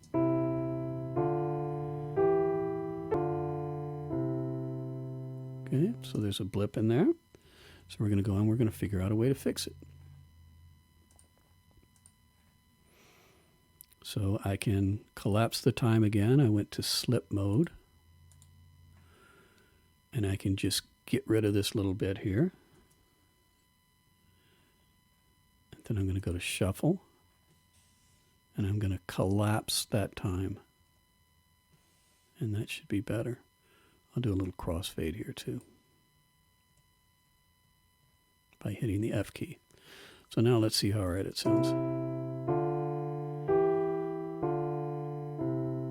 Okay, the edit's fine, but you hear how that rushes in time. You can feel the time change because we cut out a little bit of audio. Feel that rush? So I'm going to undo all that. And instead, I'm going to try dragging the edit using slip mode. So this doesn't move anything when I'm using slip mode. It's just changing my edit point. So maybe if I try to drag it like that, I don't know, we'll give it a shot. And I press fade. Still a little blip there. So this one is, we're probably going to have to delete some time. It's probably the best way to deal with it because I still hear that blip. We can try doing a larger crossfade also. And you can just select right over that crossfade and you can hit fade. Now what's going to happen is we're going to hear both of these playing at the same time when that crossfade goes by. All right, so that didn't sound real natural either. And I hear a double attack. I'm hearing, as this note is fading out, I'm hearing this note and this note playing at the same time. So that doesn't work. I believe the best solution is to use our shuffle mode like we did at first. And we'll just try to make it a little more accurate. So I'm going to get rid of all this stuff I'm undoing.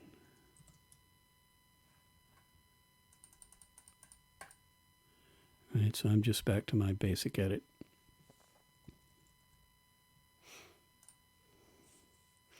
So I'm going to use my trimmer tool. And I'm going to pull this edit back so I can see both notes. So here's the attack of this note here. And so I have all of this extra data here. So I'm going to select this data. And the easiest way to do it, we know that this one is pretty close here. Easiest way to do it is to separate it first by hitting the B key, double click on it, and then go to Shuffle and Delete.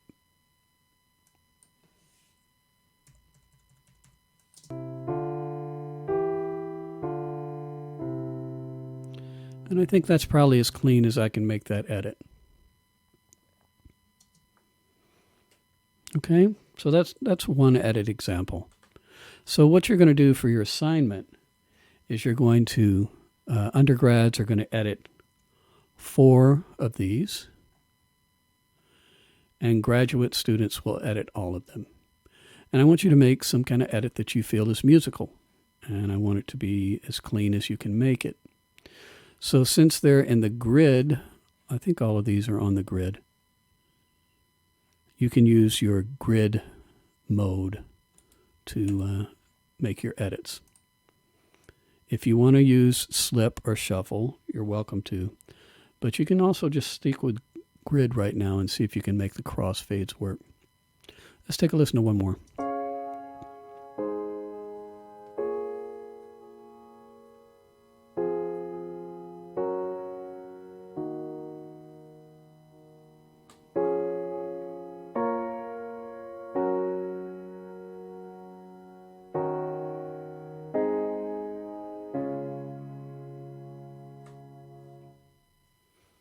Okay, so if we want to make this one shorter, a simple way to do it, let's just take out one of the phrases. This is a 4-phrase little structure here. And so let's take out the second one and see what happens. So I'm in my grid mode. I'm going to start at the beginning of my edit. I'm going to drag across to the end of my edit. The beginning of your edit is called the end point. The end is called the out point.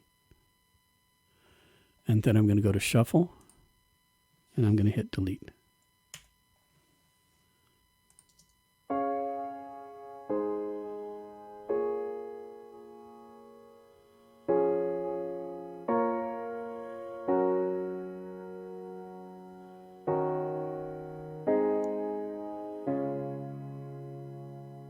Right?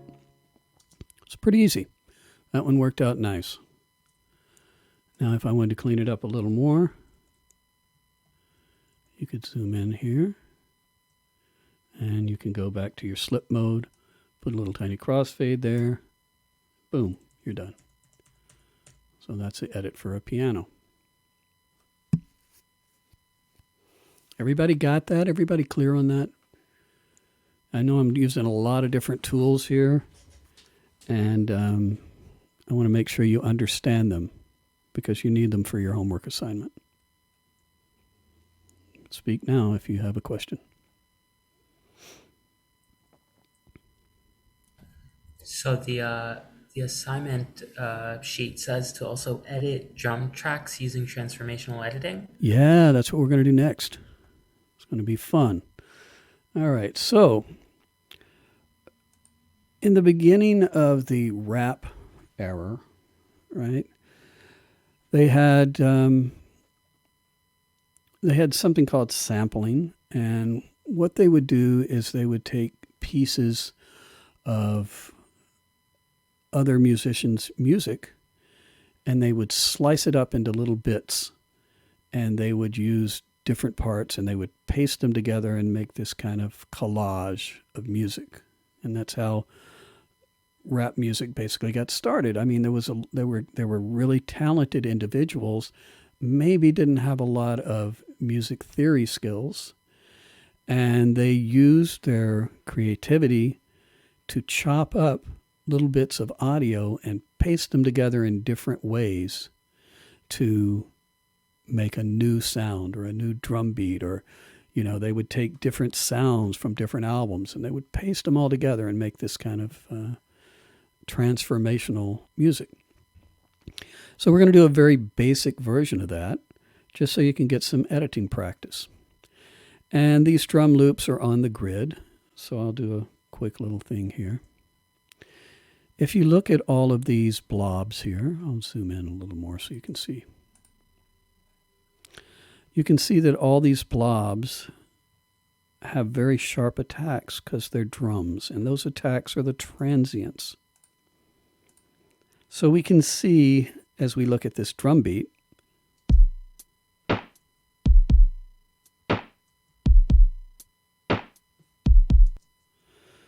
that every one of these blobs is a different instrument or different combination of instruments. So this first one is a kick drum. I'm going to go to grid mode now, and I'm going to switch to 16th notes so we can see some more definition here in our grid. And we can see that this next one here, if we listen to that, that's a hi-hat. And then I'm going to click and listen to the next one. That's a snare. Then we have 2 kicks in a row. Right? So transformational editing means that you can take these little bits and rearrange them however you want and make a new drum beat out of them using the sounds that are already in this loop. So for example, a simple one would be, we could grab this hi-hat here. I'm just going to select it. I'm going to hit Command-C to copy. I'm going to go to my next grid point, and I'll paste another hi-hat in. So now I have 2 hi-hats, right?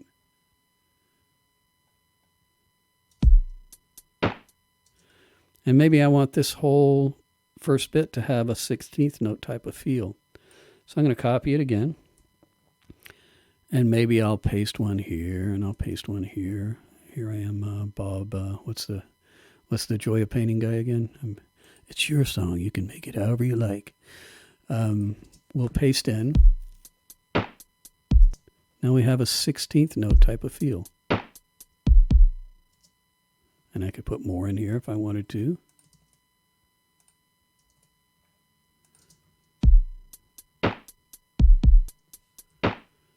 Right, so I'm changing the actual beat. So let's make it a little more aggressive. Let's take this snare drum and let's copy that or cut that. I'm going to just get rid of it. I'm going to hit Command X and let's paste it here. And I'm going to take another hi-hat and I'll put it after. So now we've changed the rhythm of the snare. It's no longer falling on 2, it's falling on the and a 1.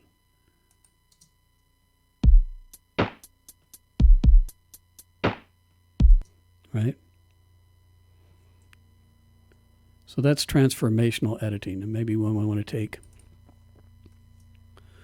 maybe here we'll put a second snare. And I was going to show you, we kind of ran out of time. I was going to show you in the other section that I'll talk about next week. There's these little faders here. You see where it says 0 dB? And you see there's a little tiny fader there. If you click on that, then you can change the volume of the clip. In the same way that we change velocity in MIDI, you can change the volume of the clip. So if we have our little beat here that we just made, right, those 2 snares are at the same volume. And I don't like that. So I'm going to take one of them. I'll zoom in so you can see. And maybe this one I'm going to grab that little fader and pull it down some so we have an accent.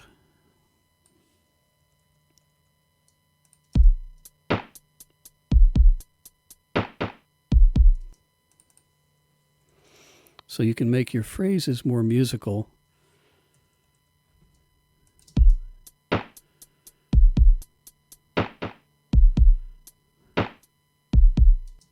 Right? So that's transformational editing. And if you wanted to smooth all these out, you could go through and you can make crossfades.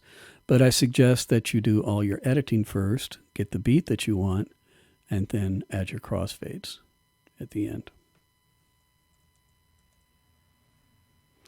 There's one more down here. This is a Latin percussion. This is going to be a little harder because it's busy.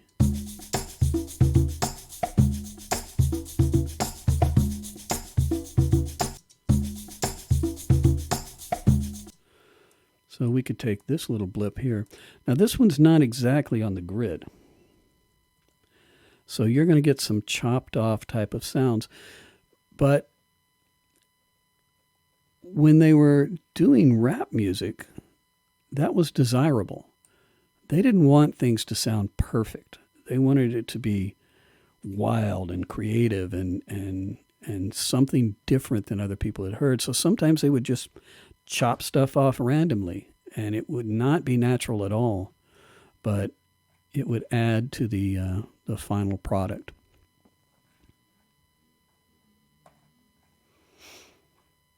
So let's see what we can do with this. Let's just copy this and let's put it somewhere randomly and see what happens.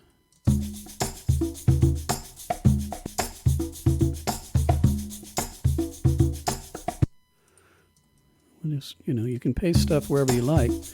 And it's a really quick, creative way to come up with new ideas.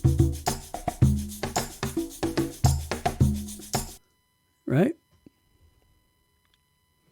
So that's going to be your assignment for next week. It's a pretty simple one. Just make some edits, get creative, have fun. The last one's an orchestral piece here. So this one, you wouldn't do transformational editing. You would cut out a section and try to make it sound musical. So that's an obvious edit there. You could cut out this whole section.